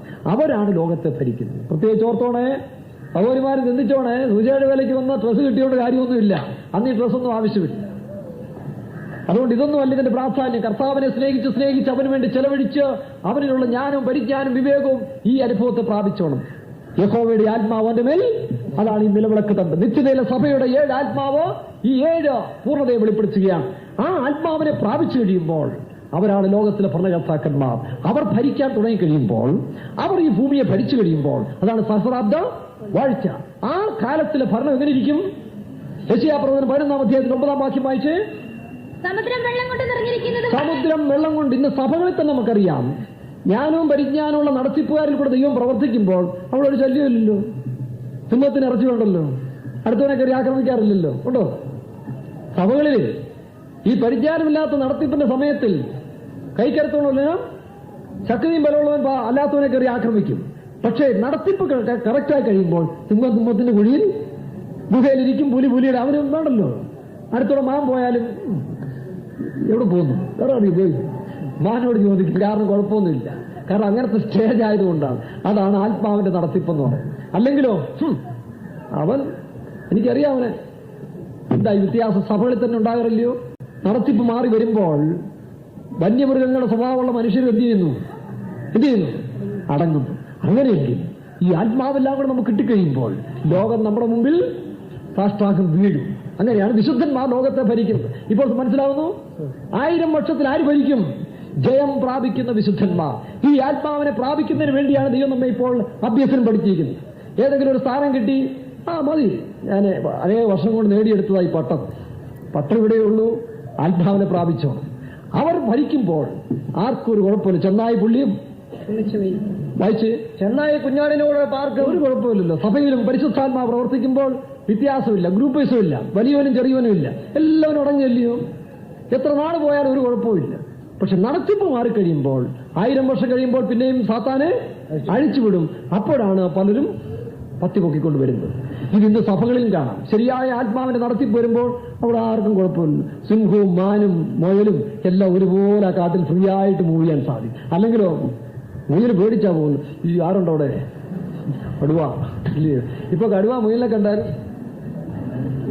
അവന് വിഷയമില്ല. എന്താ കാരണം എന്നറിയാവോ? ദൈവത്തിന്റെ ആത്മാവിടെ വാഴുന്നു. കാരണം ദൈവം സൃഷ്ടിച്ചപ്പോൾ ഇതിനെല്ലാം ഒറ്റ ശ്വാസത്തിൽ സൃഷ്ടിച്ചതാണ്. ഇന്ന് സഭയിൽ ഇങ്ങനെയാണെങ്കിൽ നിങ്ങൾക്ക് ഊഹിക്കാമല്ലോ, വരും കാലത്ത് ലോകത്തിൽ വിശുദ്ധന്മാരെ അല്ലെങ്കിൽ ദൈവത്തിന്റെ സഭ ശുശ്രൂഷക്കാർ വിശ്വാസികൾ ജയം പ്രാപിച്ചവർ അവർ ഭൂമിയിൽ ഭരിക്കുമ്പോൾ ചെന്നായി വായിക്കാം, ചെന്നായി കുഞ്ഞാടിനൂടെ പാർക്കും, ചെന്നായി കുഞ്ഞാടിനൂടെ പാർക്കും, പുള്ളിപ്പുള്ളി കോലാട്ട് കുട്ടിയുടെ കൂടെ കിടക്കും, പശുക്കിടാവും ബാലസവും തടിപ്പിച്ച മൃഗവും ഒരുമിച്ച് പാർക്കും. ഒരു ചെറിയ കുട്ടി അവയെ നടത്തും. ഒരു ചെറിയ കുട്ടി വലിയ അങ്ങനെയുള്ള നടത്തിപ്പിന്റെ സമയത്ത് 7 അടി പൊക്കവും പിന്നെ 3 അടി വീതിയൊന്നും വേണ്ട ആവശ്യമൊന്നുമില്ല. ജ്ഞാനത്താൽ സിംഹാസനത്തിലിരിക്കുന്ന രാജാവ് തന്റെ കണ്ണുകൊണ്ട് ദോഷങ്ങളെ അവൻ ഓടി നടക്കണ്ട, ഓടിച്ചു കളയണ്ട, ചൂറിലിട്ടടിക്കണ്ട. അവൻ സിംഹാസനത്തിലിരുന്ന് അവന്റെ കണ്ണുകൊണ്ട് നോക്കിയാൽ മതി, ദോഷം നീങ്ങിപ്പോകും. എന്താ കണ്ണ്? അത് പിന്നെ പഠിക്കാം. താഴോട്ട് വായിച്ച്, പശു കരടിയോട് കൂടെ മേയും, അവയുടെ കുട്ടികൾ ഒരുമിച്ച് കിടക്കും. അടുത്തത് അതെല്ലാം വായിക്കാൻ സമയമില്ല. 11:9 വായിച്ച്, സമുദ്രം വെള്ളം കൊണ്ട് നിറഞ്ഞിരിക്കുന്നത് പോലെ, സമുദ്രം വെള്ളം കൊണ്ട് നിറഞ്ഞിരിക്കുന്നത് പോലെ ഭൂമി യഹോവയുടെ മുഴുവൻ ലോകവും. എതിർ ക്രിസ്തുവിന്റെ കാലത്തിന് ശേഷം യേശു ക്രിസ്തു ഭരിക്കുക എന്ന് പറയുന്നത് ഈ ആത്മാവ് ലോകം മുഴുവൻ വ്യാപരിച്ചു കഴിയും. ഈ ആത്മാവ് ലോകത്തിൽ വ്യാപരിച്ചു കഴിയുമ്പോൾ സമുദ്രം വെള്ളം കൊണ്ട് നിറഞ്ഞിരിക്കുന്നത് പോലെ ഭൂമി യഹോവയുടെ പരിജ്ഞാനം കൊണ്ട് പൂർണ്ണമായിരിക്കിയാൽ അവർ സൂചയുടെ വേലക്കാരും വിശ്വാസികളും വിശ്വാസം വിട്ടു നിന്നുകൊണ്ട് കാലം കഴിക്കാൻ നോക്കരുത്. ദൈവത്തിന് വേണ്ടി ജീവനെ കൊടുത്ത് ഈ ആത്മാവിനെ സമ്പാദിച്ചെടുത്തോളം അവർക്ക് മാത്രമേ സ്വർഗത്തിൽ കാണത്തുള്ളൂ. കർത്താവേ, ഞാൻ നിന്റെ കമ്പനിയെ കുറെ നാൾ ജോലി ചെയ്താണ്, അതൊന്നും അവിടെ രക്ഷയില്ല കേട്ടോ. CPM ഫാക്ടറിയിൽ ഞാൻ കുറച്ചാൾ ജോലി ചെയ്ത ആളാണ് എന്ന് പറഞ്ഞൊന്നും അവിടെ ചെല്ലാൻ ഒക്കത്തില്ല. ഇത് വളർത്ത് പ്രാപിച്ച് ഒരു കൂട്ടർ മുമ്പോട്ട് പോയിക്കൊണ്ടിരിക്കുകയാണ്. വേറൊരു കൂട്ടർ ഇപ്പം ഫാക്ടറിയുടെ കെയർ ഓഫിൽ കിടക്കുക. CPM ഫാക്ടറിയുടെ കെയർ ഓഫിൽ ഒരു കൂട്ടം മേലക്കാരും വിശ്വാസം കിടപ്പുണ്ട്. പക്ഷെ അവർ മരുഭൂമിയിലേക്ക് പോവുക. അവര് കർത്താവ് വന്നു കഴിയുമ്പോൾ നേരെ മരുഭൂമിയിലായിരുന്ന സഭ എങ്ങോട്ട് പോകുന്നു? കഷ്ടങ്ങളിലും പ്രയാസങ്ങളിലും മധ്യ പോയവർ പ്രിയന്റെ മേൽ ചാരി വരുന്ന ഇവൾ അങ്ങനെയുള്ള വിശുദ്ധന്മാർ ലോകത്തിൽ ഭരിക്കുമ്പോൾ സമുദ്രം വെള്ളം കൊണ്ട് നിറഞ്ഞിരിക്കുന്നത് പോലെ ഭൂമി യഹോവയുടെ പരിജ്ഞാനം കൊണ്ട് പൂർണ്ണമായിരിക്കാൻ. അതുകൊണ്ടാണ് നിങ്ങൾ ദ്രവ്യാഗ്രഹികളാകരുതെന്ന് പറയുന്നത്. വിശ്വാസികളായി നിങ്ങൾക്ക് ലോകത്തിൽ സമ്പാദിക്കാൻ സമയമുണ്ട്, കാണുന്നിടത്തെല്ലാം കറങ്ങാൻ പോകാൻ സമയമുണ്ട്, ദൈവവചനം കേൾക്കാൻ അവർ ഞങ്ങളെല്ലാം പഠിച്ചല്ലയോ, വർഷങ്ങൾ കൊണ്ട് കേൾക്കല്ലയോ, ഇനി എന്തോ കേൾക്കാനാ എന്നൊക്കെ പറഞ്ഞു പോകുന്നതിന്റെ കാരണം അതൊന്നും 10 രൂപ ലാഭം കിട്ടുന്നിടത്തോ സ്കൂട്ടർ ഇല്ലെങ്കിൽ നടന്നായാലും പോയി, സൈക്കിളില്ലെങ്കിൽ നടന്ന് വേർത്തൊലിച്ചിട്ട് പോയും സമ്പാദിക്കും. ആർക്ക് വേണ്ടിയാണ്? അത് കുറെ കഴിയുമ്പം ആശുപത്രിയിലും കൊടുത്ത് അവിടെയും കൊടുത്ത് ഇവിടെയും കൊടുത്ത് വിശ്വാസമുള്ളവൻ ആശുപത്രി പോകേണ്ട ആവശ്യമുണ്ട്, ലക്ഷങ്ങൾ കൊണ്ട് കൊടുക്കേണ്ട ആവശ്യമുണ്ട്. അവൻ രോഗമായാലും അവൻ ഈ ആത്മാവിൽ സന്തോഷിച്ച് ഇങ്ങനെ ദൈവസാന്നിധ്യത്തിൽ കിടക്കും. പാസ്റ്റർ പോൾ പറഞ്ഞ പോലെ പാസ്റ്റർ പോളിന്റെ പുറത്ത് വലിയൊരു കാർബംഗിൾ രോഗം വന്നിരുന്നു, 1000 കണ്ണി. അതിങ്ങനെ നടന്ന് പോയി അവിടെ ശുശ്രൂഷിക്കാൻ പറ്റുന്ന സഹോദരൻ അകത്തോട്ട് കൈ അങ്ങോട്ട് ഇട്ടാണ് ഇതെല്ലാം പഴുപ്പെല്ലാം ക്ലീൻചെടുക്കുന്നത്. തന്നെ കാണാൻ വരുന്ന ആളുകൾ കണ്ട് അന്തം വിട്ടുപോകും. അയ്യോ, ഇങ്ങനൊരു വിശുദ്ധൻ ഇങ്ങനെ കഷ്ടപ്പെടേണ്ട ആവശ്യമില്ല. കാണുന്നവർ ഭയപ്പെടുന്നു. പാസ്റ്റർ പോൾ ഇത് ഗ്രഹിച്ചിട്ട് ചിരിച്ചോണ്ട് പറയും, ആഹാ, നിങ്ങൾ ആ ഗുഹ മാത്രമേ കാണുന്നുള്ളൂ, ആ ഗുഹയ്ക്കകത്ത് ഒരു സിംഹം ഇരിക്കുന്ന കാണുന്നില്ലയോ? അതാണ് അദ്ദേഹത്തിന്റെ സാരി. നമുക്ക് കഷ്ടം വരത്തില്ലെന്നുള്ള നമ്മൾ ഏത് ശരീരം ചുടുവാനിൽ അഴിഞ്ഞു പോകും. പക്ഷെ ആ സമയത്തും വിശ്വാസത്താൽ ജയം പ്രാപിക്കും. പ്രിയരെ, അതാ വിശ്വാസികള്. നിങ്ങൾ വർഷപ്പഴക്കവും പാരമ്പര്യം പറഞ്ഞ് നിങ്ങൾ നശിച്ചു പോകാതെ, നിങ്ങൾ എന്തുകൊണ്ട് ഇന്ന് വിശ്വാസത്തിന്റെ 1-ാം ഘട്ടത്തിൽ തന്നെയല്ലേ കിടക്കുന്നത്? ഇന്ന് മരുന്ന് കുപ്പി നിങ്ങൾക്ക് വേണമല്ലോ, അരങ്ങുന്നതിന് മുമ്പ് ഹോസ്പിറ്റൽ വേണമല്ലോ. നിങ്ങൾക്ക് എങ്ങനെ ഒരു വിശ്വാസി എന്ന് പറയാൻ സാധിക്കുന്നു? നിങ്ങൾക്ക് യേശു ക്രിസ്തുവായിട്ട് എന്ത് ബന്ധം? നിങ്ങൾ പരിശോധിച്ച് നോക്കുക. എന്താ കാരണം? നിങ്ങളുടെ നല്ല ആയുസ് മുഴുവൻ നിങ്ങളുടെ വയർ, നിങ്ങളുടെ സ്ഥാനവും നിങ്ങളുടെ സന്തോഷത്തിനും വേണ്ടി മാത്രം ചെലവഴിച്ചു പോയതുകൊണ്ട് ദൈവം തന്റെ സഭയിൽ കൊടുത്ത ജ്ഞാന ഉപദേശങ്ങളും അനുഭവങ്ങളെയും പ്രാപിക്കാൻ നിങ്ങൾ ഇഷ്ടപ്പെട്ടില്ല. ഇവർ പരിജ്ഞാനത്തെ തള്ളിക്കളഞ്ഞു. അതുകൊണ്ട് ഇപ്പോൾ എന്ത് ചെയ്യുക? കൈയും കാലിട്ടടിക്കുക. വയസ്സായാലും ചാകാൻ പേടിക്കുക. അയ്യോ ഓടിവായോ ഇല്ലേ? എന്താ കാര്യം? ചിന്തിക്കാൻ വേണ്ടി പറയുക, അല്ല ചുമ്മാ പറഞ്ഞു വിടുകയല്ല, ചിന്തിക്കാൻ വേണ്ടി പറയുകയാണ്. എന്താ നീ കിടന്ന് തവിക്കുന്നത്? എന്താ രോഗം വരുമ്പോൾ കിടന്ന് വിറയ്ക്കുന്നത്? ഒടിവായോ, അവരില്ലേ, ഇവരില്ലേ, ആരുമില്ലേ എന്നൊക്കെ പറയുന്നതിന്റെ കാരണം ദൈവം നിന്നെ വിശ്വാസകോളത്തിൽ കൊണ്ടുവന്നിട്ട് നീ വിശ്വാസം അഭ്യസിച്ചില്ല. നിന്റെ ബുദ്ധിയും ജ്ഞാനവും നിന്റെ കഴിവും പ്രാപ്തി ഉപയോഗിച്ച് നീ ഇങ്ങനെ അടിച്ചുപൊളിച്ച് ജീവിച്ചുകൊണ്ട് നടന്നു, ദൈവമായിട്ട് ബന്ധമില്ലാതെ. നിന്റെ സാമർഥ്യവും കഴിവും നിന്റെ പദ്ധതികളും കൊണ്ട് ജീവിച്ചത് കൊണ്ടാണ് ദൈവത്തിൽ നീ നിനക്ക് പ്രാപിക്കാൻ സാധിക്കാതെ. അതുകൊണ്ട് പരീക്ഷാ സമയത്ത് നിൽക്കാനുള്ള വഴി അറിയത്തില്ല. സമുദ്രം വെള്ളം കൊണ്ട് നിറഞ്ഞിരിക്കുന്നത് പോലെ വായിച്ചു. സമുദ്രം വെള്ളം കൊണ്ട് നിറഞ്ഞിരിക്കുന്നത് പോലെ, സമുദ്രം വെള്ളം കൊണ്ട് നിറഞ്ഞിരിക്കുന്നത് പോലെ ഭൂമി യഹോവയുടെ പരിജ്ഞാനത്തോണ്ട് പൂർണ്ണമായിരിക്കുകയാണ്. മുഴുവൻ ലോകവും ദൈവത്തിന്റെ പരിജ്ഞാനം കൊണ്ട് നിറയുന്ന കാലമാണ് സഹസ്രാബ്ദ വാഴ്ച എന്ന് പറയുന്നത്. ആ വാഴ്ചയിൽ എല്ലാവരിലും ജ്ഞാനം വ്യാപരിക്കും. അന്ന് ആരും ആരോടും പറയണ്ട, പറഞ്ഞു കൊടുക്കണ്ട. കാരണം അവർക്കറിയാം. സിഗ്നൽ ലൈറ്റ് കാണുന്ന പോലെയാണ്. ട്രാഫിക് ജംഗ്ഷനിൽ ചെല്ലുമ്പോൾ മനുഷ്യരോട് ആരും പറയേണ്ട ആവശ്യമില്ല. അവിടെ ലൈറ്റ് ഉണ്ട്. റെഡ് ലൈറ്റ് കണ്ട ഉടനെ അവൻ വണ്ടി ബ്രേക്ക് ഇടില്ല. കാരണം പ്രകാശം അവരെ നിയന്ത്രിക്കും. രണ്ടാമത് എന്ത് ചെയ്യുന്നു? മഞ്ഞ ലൈറ്റ് ഇടുമ്പോൾ മനസ്സിലായി. ഇതെല്ലാം മനസ്സിലായി, ആരും പറയുന്നില്ലല്ലോ. ഉടനെ മനസ്സിലായി, പോകാൻ റെഡിയായി. പച്ച കാണുമ്പോൾ പോയിക്കൊണ്ടിരിക്കുകയാണ്. എന്താ ഇത് കാരണം? ഇതുപോലെ ലോകം മുഴുവൻ സിഗ്നൽ ലൈറ്റ് കൊണ്ട്, ആ സിഗ്നൽ ലൈറ്റ് ഇതുപോലുള്ള ബ്ലിങ്ങിങ് ലൈറ്റ് അല്ല, പിന്നെയോ മനുഷ്യന്റെ മനസ്സിലെ പരിജ്ഞാനത്തിന്റെ ആത്മാവ് വ്യാപരിക്കാൻ പോകുന്ന കാലമാണ്. ഇപ്പൊ കണ്ടില്ലേ ടെക്നോളജി വളർന്നുകൊണ്ടിരിക്കുന്നത്. ഇതൊരു ഭാഗം ലോകത്തിന്റെ ആണെങ്കിലും ഒരു ഭാഗം ദൈവത്തിന്റെ തന്നെയാണ്. അവസാനത്തിൽ ദൈവാത്മാവിന്റെ ജ്ഞാനം തുറന്നു കൊടുക്കുകയുമ്പോൾ ആ ലോകം എന്തോരു ലോകമെന്നറിയാവോ? ആ സഹസ്രാബ്ദ വാഴ്ച വേണ്ടേ? ഇപ്പം ഒരാഴ്ച രണ്ടാഴ്ച നിനക്ക് രോഗം വരുമ്പോൾ കഷ്ടപ്പെടാൻ മനസ്സില്ലാതെ ഹോസ്പിറ്റലിലും പോയി അവിടെയും ചികിത്സിച്ച് കാശും കൊടുത്ത് ദശാംശം കറക്റ്റ് കൊടുക്കത്തില്ല. അതെല്ലാം കൂടെ ശേഖരിച്ച് വെച്ചോണ്ട് എന്ത് ചെയ്യും? കൊണ്ടുപോയി മെഡിക്കൽ കോളേജ് അവിടെ എല്ലാം ബൾക്കിന് കൊടുത്തേച്ചും കർത്താവിന്റെ വരവിന് ഞാൻ പോകാൻ ഒരുക്കിയിരിക്കുക. പോകും കേട്ടോ. എന്താ ഇതെല്ലാം സംഭവിക്കുന്നത്? നിന്റെ ബുദ്ധിയെ നീ ക്രൂശിച്ചിട്ടോ കർത്താവിനെ ഏൽപ്പിച്ചുകൊണ്ട് ദൈവം ഇന്നും വിശ്വസ്തനാണ്.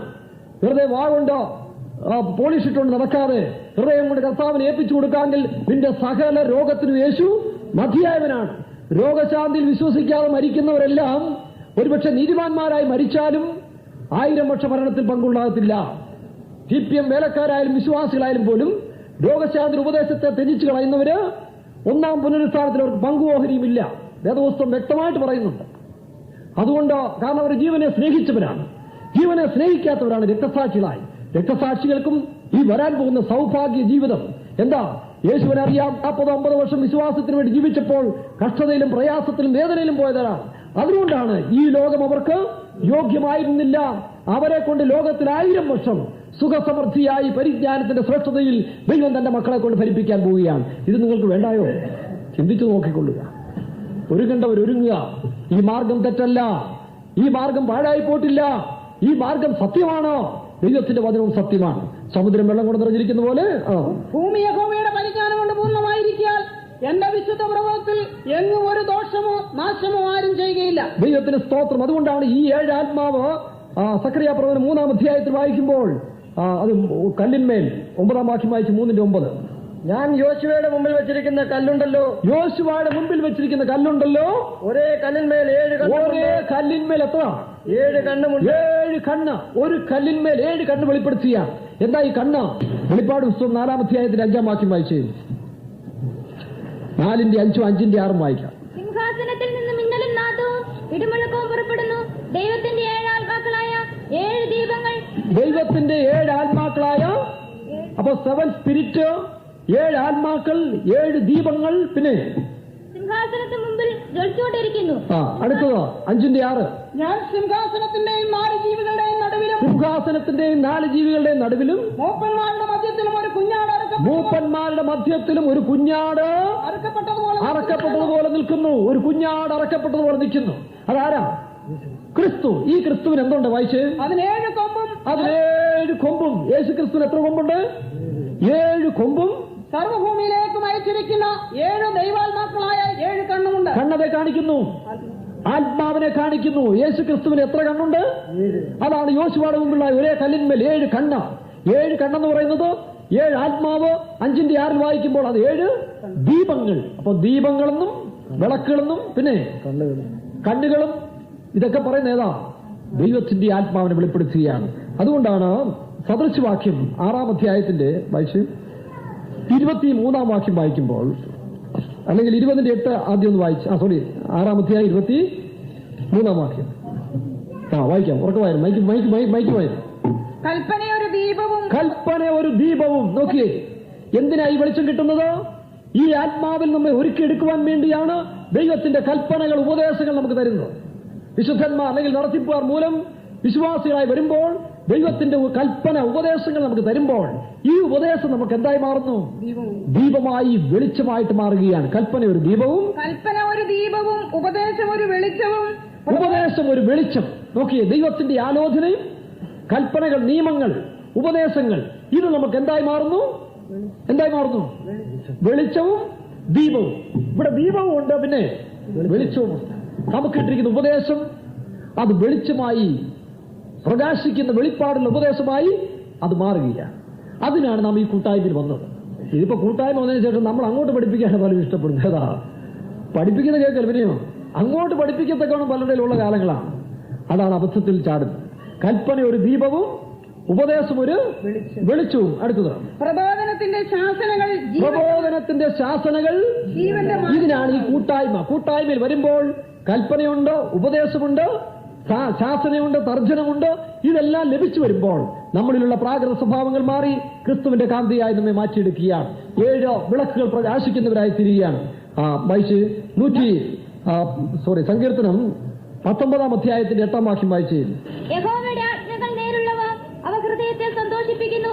യഹോവയുടെ കൽപ്പന നിർമ്മലമായത്, അത് കണ്ണുകളെ പ്രകാശിപ്പിക്കുന്നു. ദൈവത്തിന്റെ ആലോചനകൾ, കൽപ്പനകളെ നാം സന്തോഷത്തോടെ ഏറ്റുകൊള്ളുമ്പോൾ നമ്മുടെ മറയ്ക്കപ്പെട്ടതായ കണ്ണുകൾ ദൈവത്തിന്റെ ചിപ്പുകൾ ഇതിനകത്തുണ്ടോ ഇത് ഉണർത്തപ്പെടുകയും ദൈവാത്മാക്കളെ ഈ പറയപ്പെട്ട വിശേഷിക്കപ്പെട്ട സ്പിരിറ്റുകളുള്ളവരായി നാം തീരുകയും ചെയ്യുകയാണ്.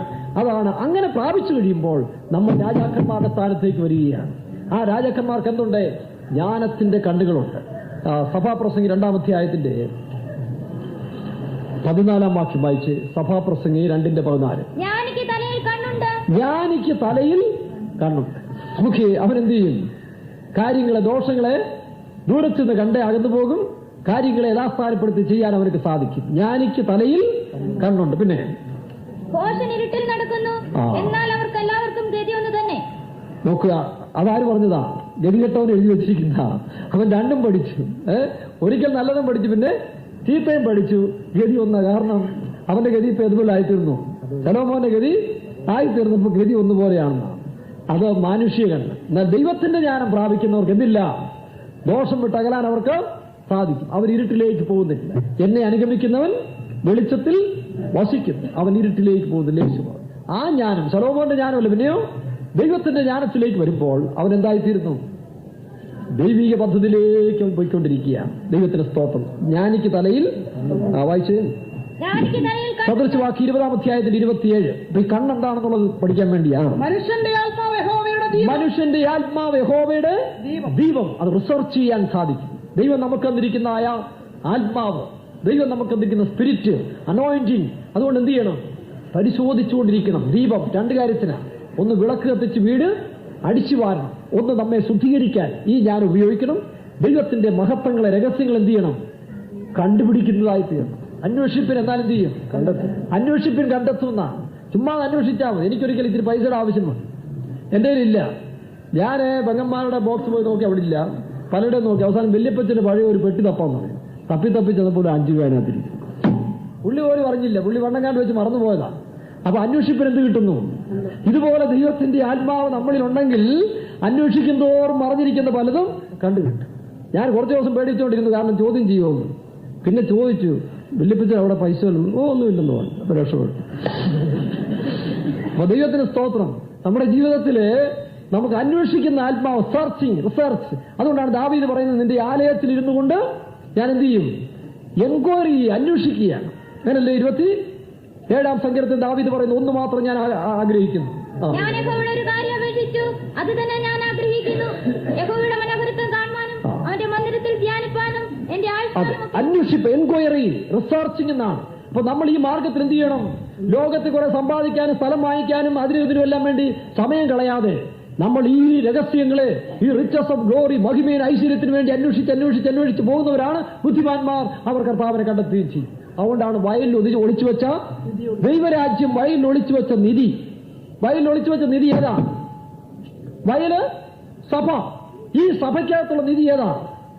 ക്രിസ്തു. ക്രിസ്തു എന്ന് പറഞ്ഞാൽ ദൈവത്തിന്റെ ജ്ഞാനം. അപ്പൊ ജ്ഞാനം പ്രാപിക്കുന്നവരാരെ കണ്ടെത്തും?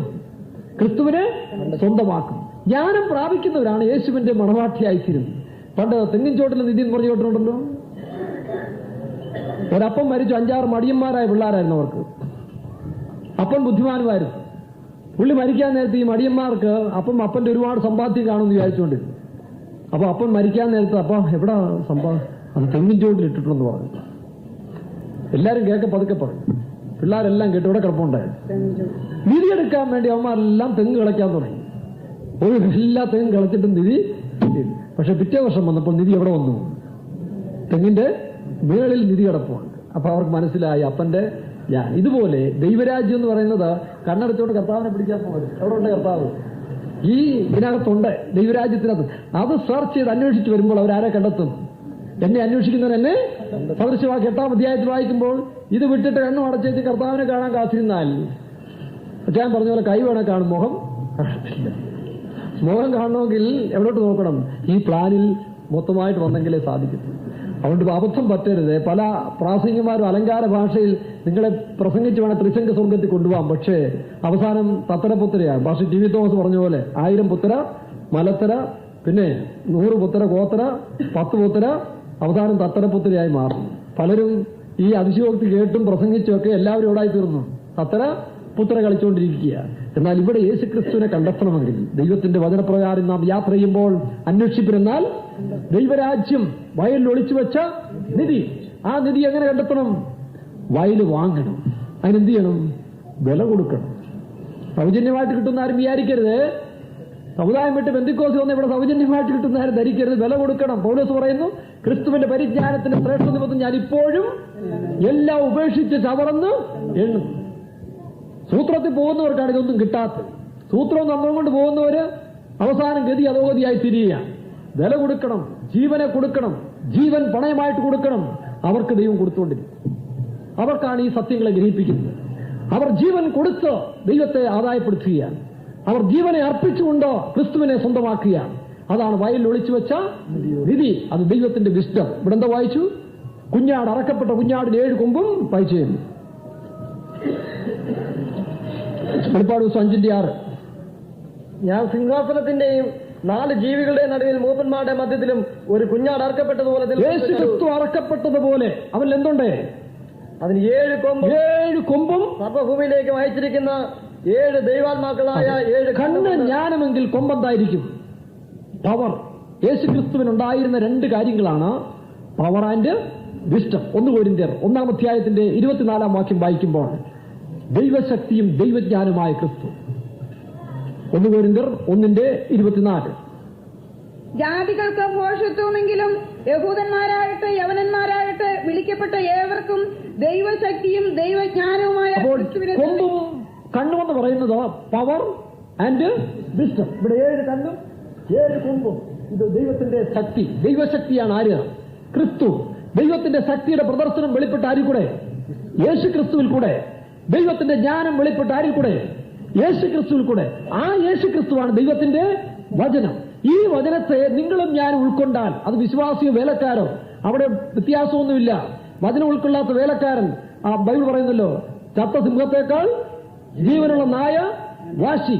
അതുകൊണ്ട് വേലക്കാരായാലും വിശ്വാസികളായാലും ശരി, ദൈവത്തിന്റെ വചനത്തെ ഉൾക്കൊണ്ട് അഭിഷേകത്തിൽ ജീവിക്കുന്നവന്റെ കയ്യിൽ എന്തുണ്ട്?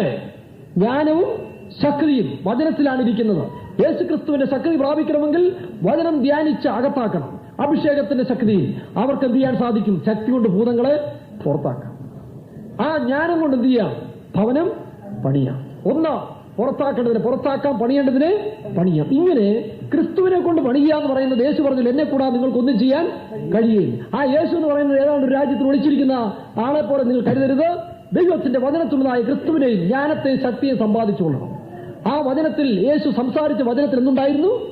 ശക്തി ഉണ്ടായിരുന്നു, ജ്ഞാനം ഉണ്ടായിരുന്നു. കൃപാവരങ്ങളിൽ വിശ്വാസത്തിന്റെ അത്ഭുതങ്ങളുടെ വിശ്വാസത്തിന്റെ കൃപാവരങ്ങൾ ഉണ്ടായിരുന്നു, ജ്ഞാനത്തിന്റെ കൃപാവരങ്ങൾ ഉണ്ടായിരുന്നു. അപ്പോൾ യേശുവിൽ എന്തുണ്ട്? ശക്തിയും ജ്ഞാനം. അതുകൊണ്ടാണ് അറക്കപ്പെട്ട കുഞ്ഞാട് ദൈവത്തിന്റെ ശക്തിയും ദൈവത്തിന്റെ ജ്ഞാനം. 1 കൊരിന്ത്യർ 2-ാം അധ്യായത്തിന്റെ 4-ാം വാക്യം മുതൽ 7 വരെ വായിക്കുമ്പോൾ ലോകത്തിന്റെ ജ്ഞാനവും ദൈവത്തിന്റെ ജ്ഞാനവും, ലോകത്തിന്റെ ശക്തിയും ദൈവത്തിന്റെ ശക്തിയും. ഒന്ന് ലോകത്തിന്റെ പിശാച് എന്ന് പറയുന്നത് ഈ ലോകത്തിന്റെ ജ്ഞാനമാണ്. പിശാച് എന്ന് പറയുന്നത്, ശരിയായ മൂത്ത പിശാച് എന്ന് പറയുന്നത് wisdom of the world, power of the world. യേശു ക്രിസ്തു എന്ന് പറയുന്നത് power of the God and wisdom of the God. 1 കൊരിന്ത്യർ 1-ാം അധ്യായത്തിൽ 24 Christ the power of God and wisdom of God. ഈ ദൈവത്തിന്റെ ജ്ഞാനവും ശക്തി നമ്മിൽ വന്നാൽ ലോകത്തിന്റെ ജ്ഞാനത്തെ ശക്തി നമുക്ക് ഇടിച്ചു കളയാൻ സാധിക്കും. ക്രിസ്തുവിന്റെ പരിജ്ഞാനത്തിന് വിരോധമായി പൊങ്ങുന്ന എല്ലാ ഉയർച്ചകളെയും ഞങ്ങൾ എന്ത് ചെയ്യുന്നു? ദൈവത്തിന്റെ ശക്തിയാൽ ഇടിച്ചു കളയുന്നു. അതുകൊണ്ട് വിശ്വാസികളായ നിങ്ങൾ വേലക്കാരെ ആശ്രയിച്ച് ജീവിക്കാൻ ഇനി ആഗ്രഹിക്കരുത്. കേൾക്കുന്ന വചനങ്ങളെ ഉൾക്കൊണ്ടുകൊണ്ട് അത് ഏറ്റുകൊണ്ട് ജീവിക്കുമ്പോൾ നിങ്ങളുടെ നേരെ വരുന്ന രോഗത്തെ പ്രതികരിക്കാൻ നിങ്ങൾക്ക് സാധിക്കും. പിശാചിനെ പ്രതികരിക്കാൻ നിങ്ങൾക്ക് സാധിക്കും. എളുപ്പ വഴിയുണ്ടല്ലോ. നിങ്ങൾ നിങ്ങളുടെ വഴിയാന്ന് ഞാൻ കൂടി പ്രാർത്ഥിച്ചു. പണ്ട് സമുദായത്തിലിരിക്കുമ്പോഴും പ്രാർത്ഥനയെല്ലാം കന്യാമറിയത്തെയും പുണ്യാളന്മാരെ ഏൽപ്പിച്ചിട്ട് ജനം തോന്നി പോലെ നടക്കുന്ന പോലെ GPM ഇതുപോലെ സംസ്കാരമായിരിക്കുകയാണ്. വേലക്കാരുണ്ട് പ്രാർത്ഥിച്ചാലും ദൈവം ഏക്കത്തില്ല. അതുകൊണ്ട് ബുദ്ധിയുള്ളവന്മാര് വചനത്തെ സ്വീകരിച്ച് ജ്ഞാനത്തോടും പരിജ്ഞാനത്തോടും എല്ലാം പ്രാപിച്ച് കർത്താവിന്റെ വരിൽ ഒരുങ്ങിക്കണം. ഇല്ലെങ്കിൽ അവസാനം കൈവിടപ്പെട്ടു. ഇന്നും തൊട്ടിലിട്ടാട്ടുന്ന പരുവത്തിലാകരുത്. കാരണം നോക്കിയാൽ നിങ്ങളും ഉപദേശകന്മാരാകേണ്ടവരാണ്. പക്ഷെ പ്രയോജനമില്ല. ശിശുക്കളെ പോലെ ഇപ്പോഴും തൊട്ടിയിലിട്ടാട്ടേണ്ടതായിട്ട് വന്നിരിക്കുകയാണ്. അതുകൊണ്ട് എന്തില്ല? വളർച്ചയില്ല. നിങ്ങളുടെ കുഞ്ഞുങ്ങൾ വീട്ടിൽ വളർന്ന 4 പിള്ളേരുണ്ടെങ്കിൽ അതിൽ 3നും വളർച്ചയില്ല. നിങ്ങളുടെ അവസ്ഥ എന്തായിരിക്കും? ചിന്തിച്ചു നോക്കിയേ. പ്രയോജനമില്ല. ഒന്നിനും കൊള്ളിക്കാനൊക്കത്തില്ല. ഇന്ന് വിശ്വാസം ഇഷ്ടം പോലുണ്ട്, വേലക്കാർ ഇഷ്ടം പോലുണ്ട്. പക്ഷേ പ്രാപിക്കേണ്ടത് പ്രാപിക്കാതെ കിട്ടിയ സന്തോഷത്തിൽ ഇങ്ങനെ ജീവിച്ച് പോയതുകൊണ്ട് ദൈവത്തിന് പ്രയോജനപ്പെടുത്താൻ സാധിക്കുന്നില്ല. വേലക്കാർ അധികമുണ്ട്. വേലക്കാർ ചുരുക്കമല്ല, വേലക്കാർ ഇഷ്ടം പോലുണ്ട്. പക്ഷേ ദൈവത്തിന് ഉപയോഗിക്കാൻ പറ്റുന്നില്ല. എല്ലാം അവരുടെ സ്വാർത്ഥതയ്ക്കും തന്നിഷ്ടത്തിനും പോയതുകൊണ്ട് ചുരുക്കം പേരെ കർത്താവ് ഉരുവാക്കിക്കൊണ്ടിരിക്കുകയാണ്. അവിടെ സമയം നഷ്ടമായിട്ടില്ല. ബുദ്ധിയോടെ ജ്ഞാനത്തോടുകൂടി ദൈവത്തിന്റെ ജ്ഞാനവും ശക്തിയും ബൈബിളിൽ നിന്ന് പ്രാപിച്ചുകൊണ്ട് ഈ ക്രിസ്തുവോട് യാത്ര ചെയ്യാമെങ്കിൽ നമുക്ക് ആ ബിരുദെടുക്കാൻ സാധിക്കും. ഇല്ലെങ്കിൽ എതിർ ക്രിസ്തു വേഗത്തിൽ വെളിപ്പെടാൻ പോവുകയാണ്. 9 കാണിക്കുന്നു, ശക്തിയെ കാണിക്കുന്നു. 1 കൊരിന്ത്യർ 1:24 പിന്നെ 75-ാം സങ്കീർത്തനം 5 കൊമ്പിനെ പറ്റി പറയുന്നു. 18-ാം സങ്കീർത്തനം 2-ാം വാക്യത്തിൽ 148-14 ലൂക്കോസിന്റെ സുവിശേഷം 1:71 ഇവിടെയൊക്കെ നമുക്ക് ഈ കൊമ്പിനെ പറ്റി കാണാൻ സാധിക്കുന്നു. യേശു ക്രിസ്തു ദൈവത്തിന്റെ കൊമ്പ് കാണിക്കുന്നു. ശക്തി, കാട്ടുപോത്തിന്റെ കൊമ്പ് എന്ന് പറഞ്ഞാൽ ആ പവർ. ഈ വചനത്തിൽ എന്തുണ്ട്? ദൈവത്തിന്റെ ശക്തിയുണ്ട്. അതുകൊണ്ടാണ് ഞങ്ങൾ ദൈവത്തിന്റെ ശക്തിയുടെ പ്രദർശനം എന്ന് അപ്പോസ്തലൻ പറയും.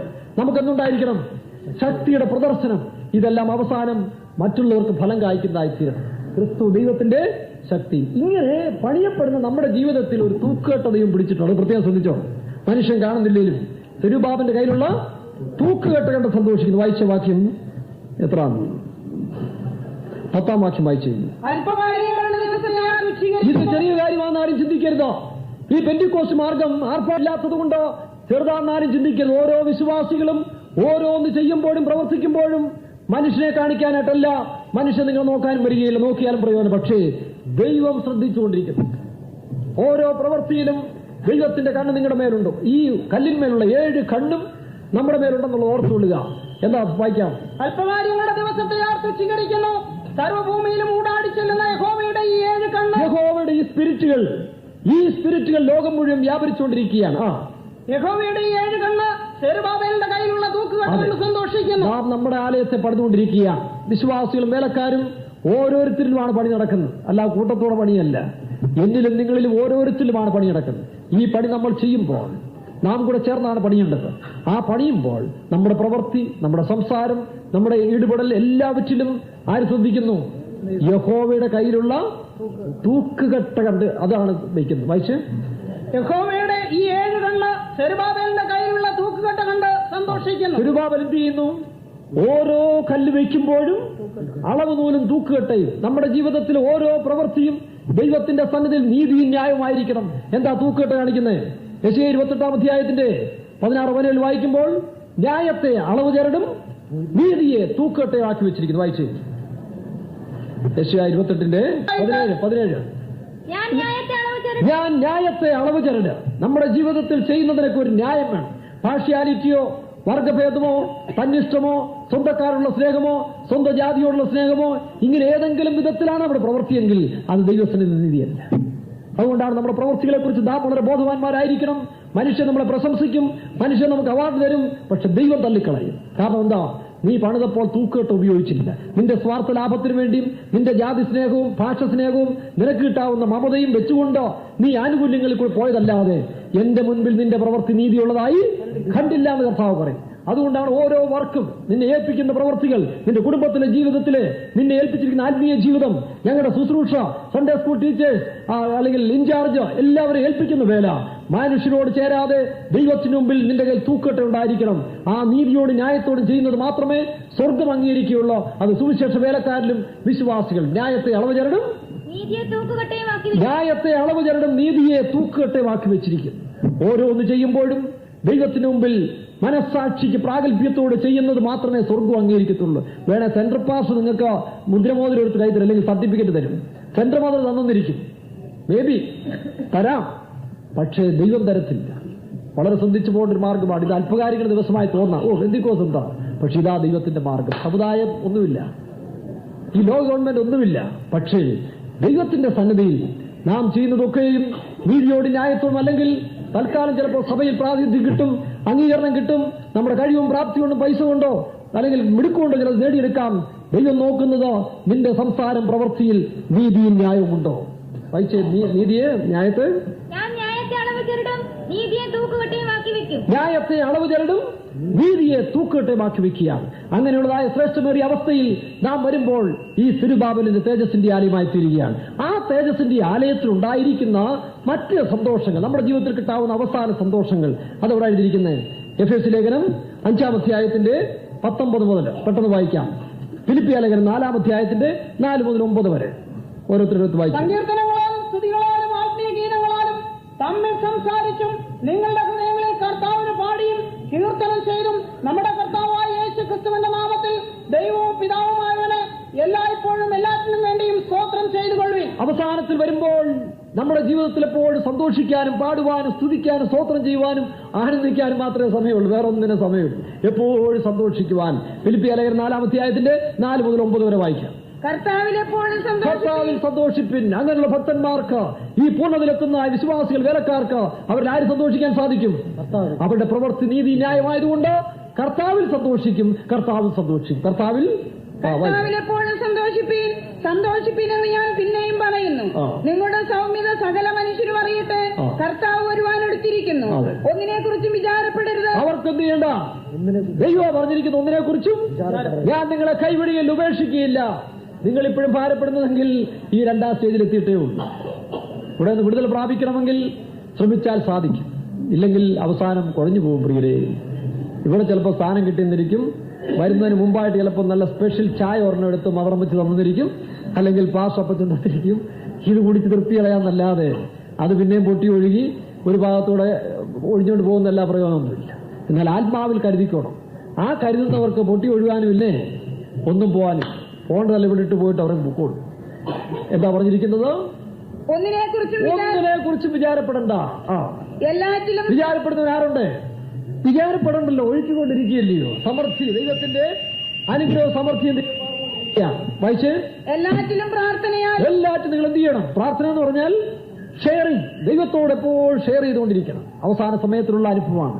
പ്രാർത്ഥനയാലും പിന്നെ അപേക്ഷയാലും നിങ്ങളുടെ ആവശ്യങ്ങൾ സ്തോത്രത്തോടുകൂടെ ദൈവത്തോട് അറിയിക്കുക. അത്രയും മതി. അതിനപ്പുറത്ത് ഒരു റിസ്ക് കൊടുക്കേണ്ട ആവശ്യമില്ല. കൊലോസ്യ ലേഖനം 3-ാം അധ്യായത്തിന് 16-17 ഇത് ഈ അനുഭവത്തിൽ വരുന്നവരുടെ റിസൾട്ടായി പറയുന്നത്. കൊലോസ്യർ 3-16-17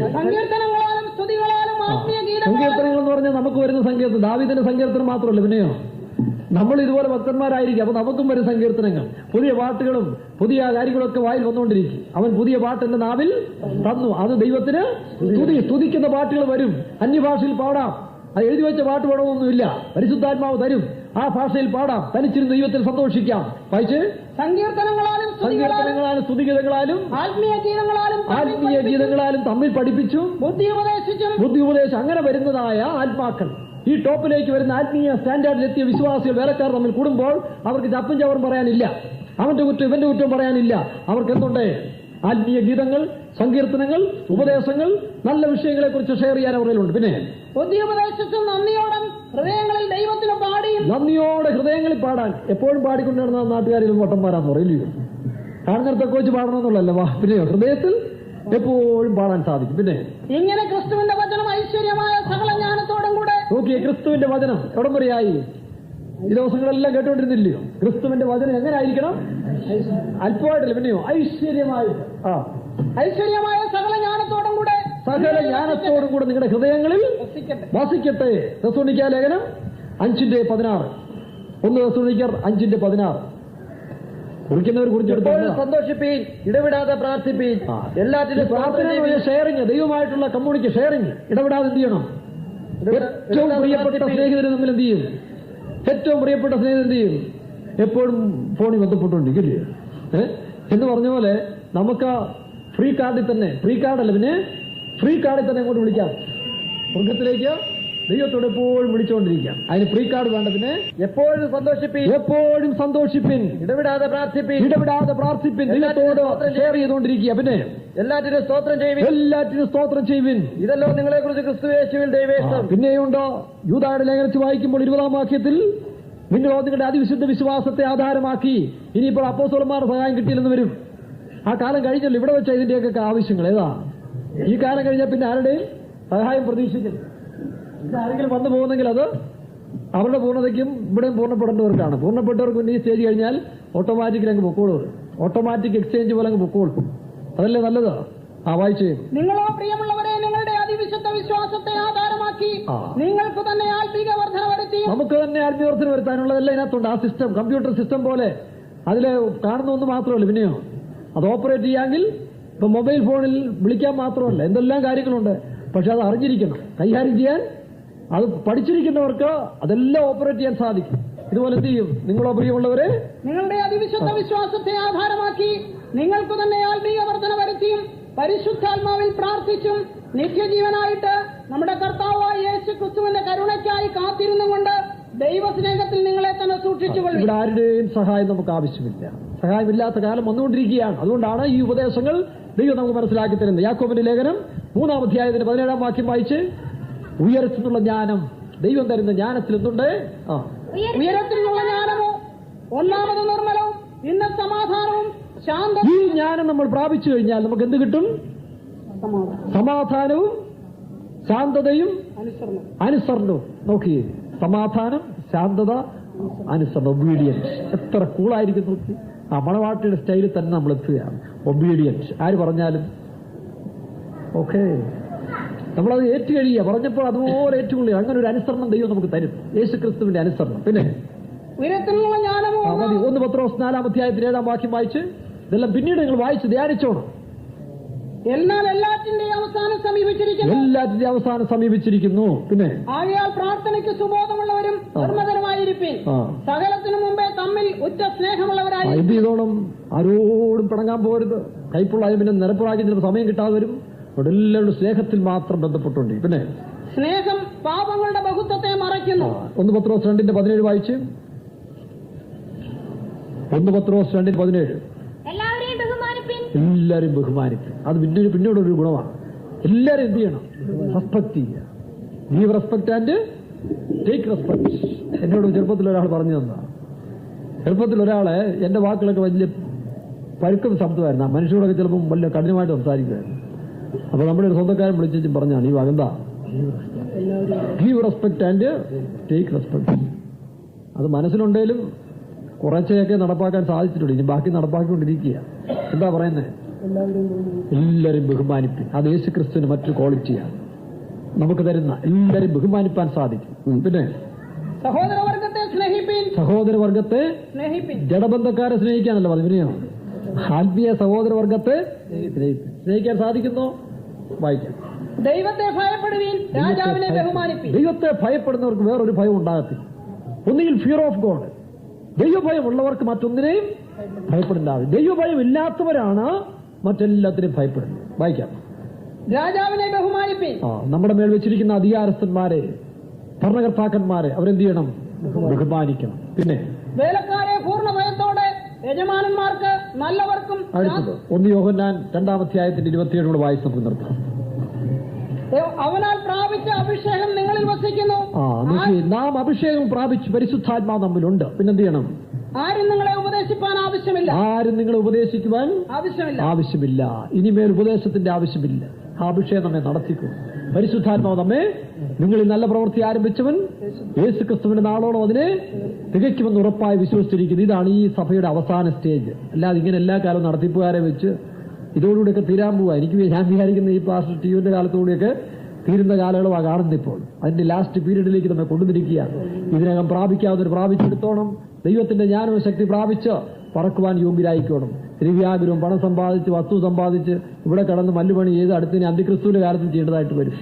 ആരും കളിപ്പിക്കപ്പെട്ടു പോകരുത്, വഞ്ചിക്കപ്പെട്ടു പോകരുത്. അതിനാണ് ദൈവസന്നിധിയിൽ ഇന്ന് ഇതെല്ലാം പ്രാപിച്ചും വിശുദ്ധന്മാരിൽ കിട്ടിയത് നിങ്ങൾക്ക് പകർന്നു തന്നിരിക്കുകയാണ്.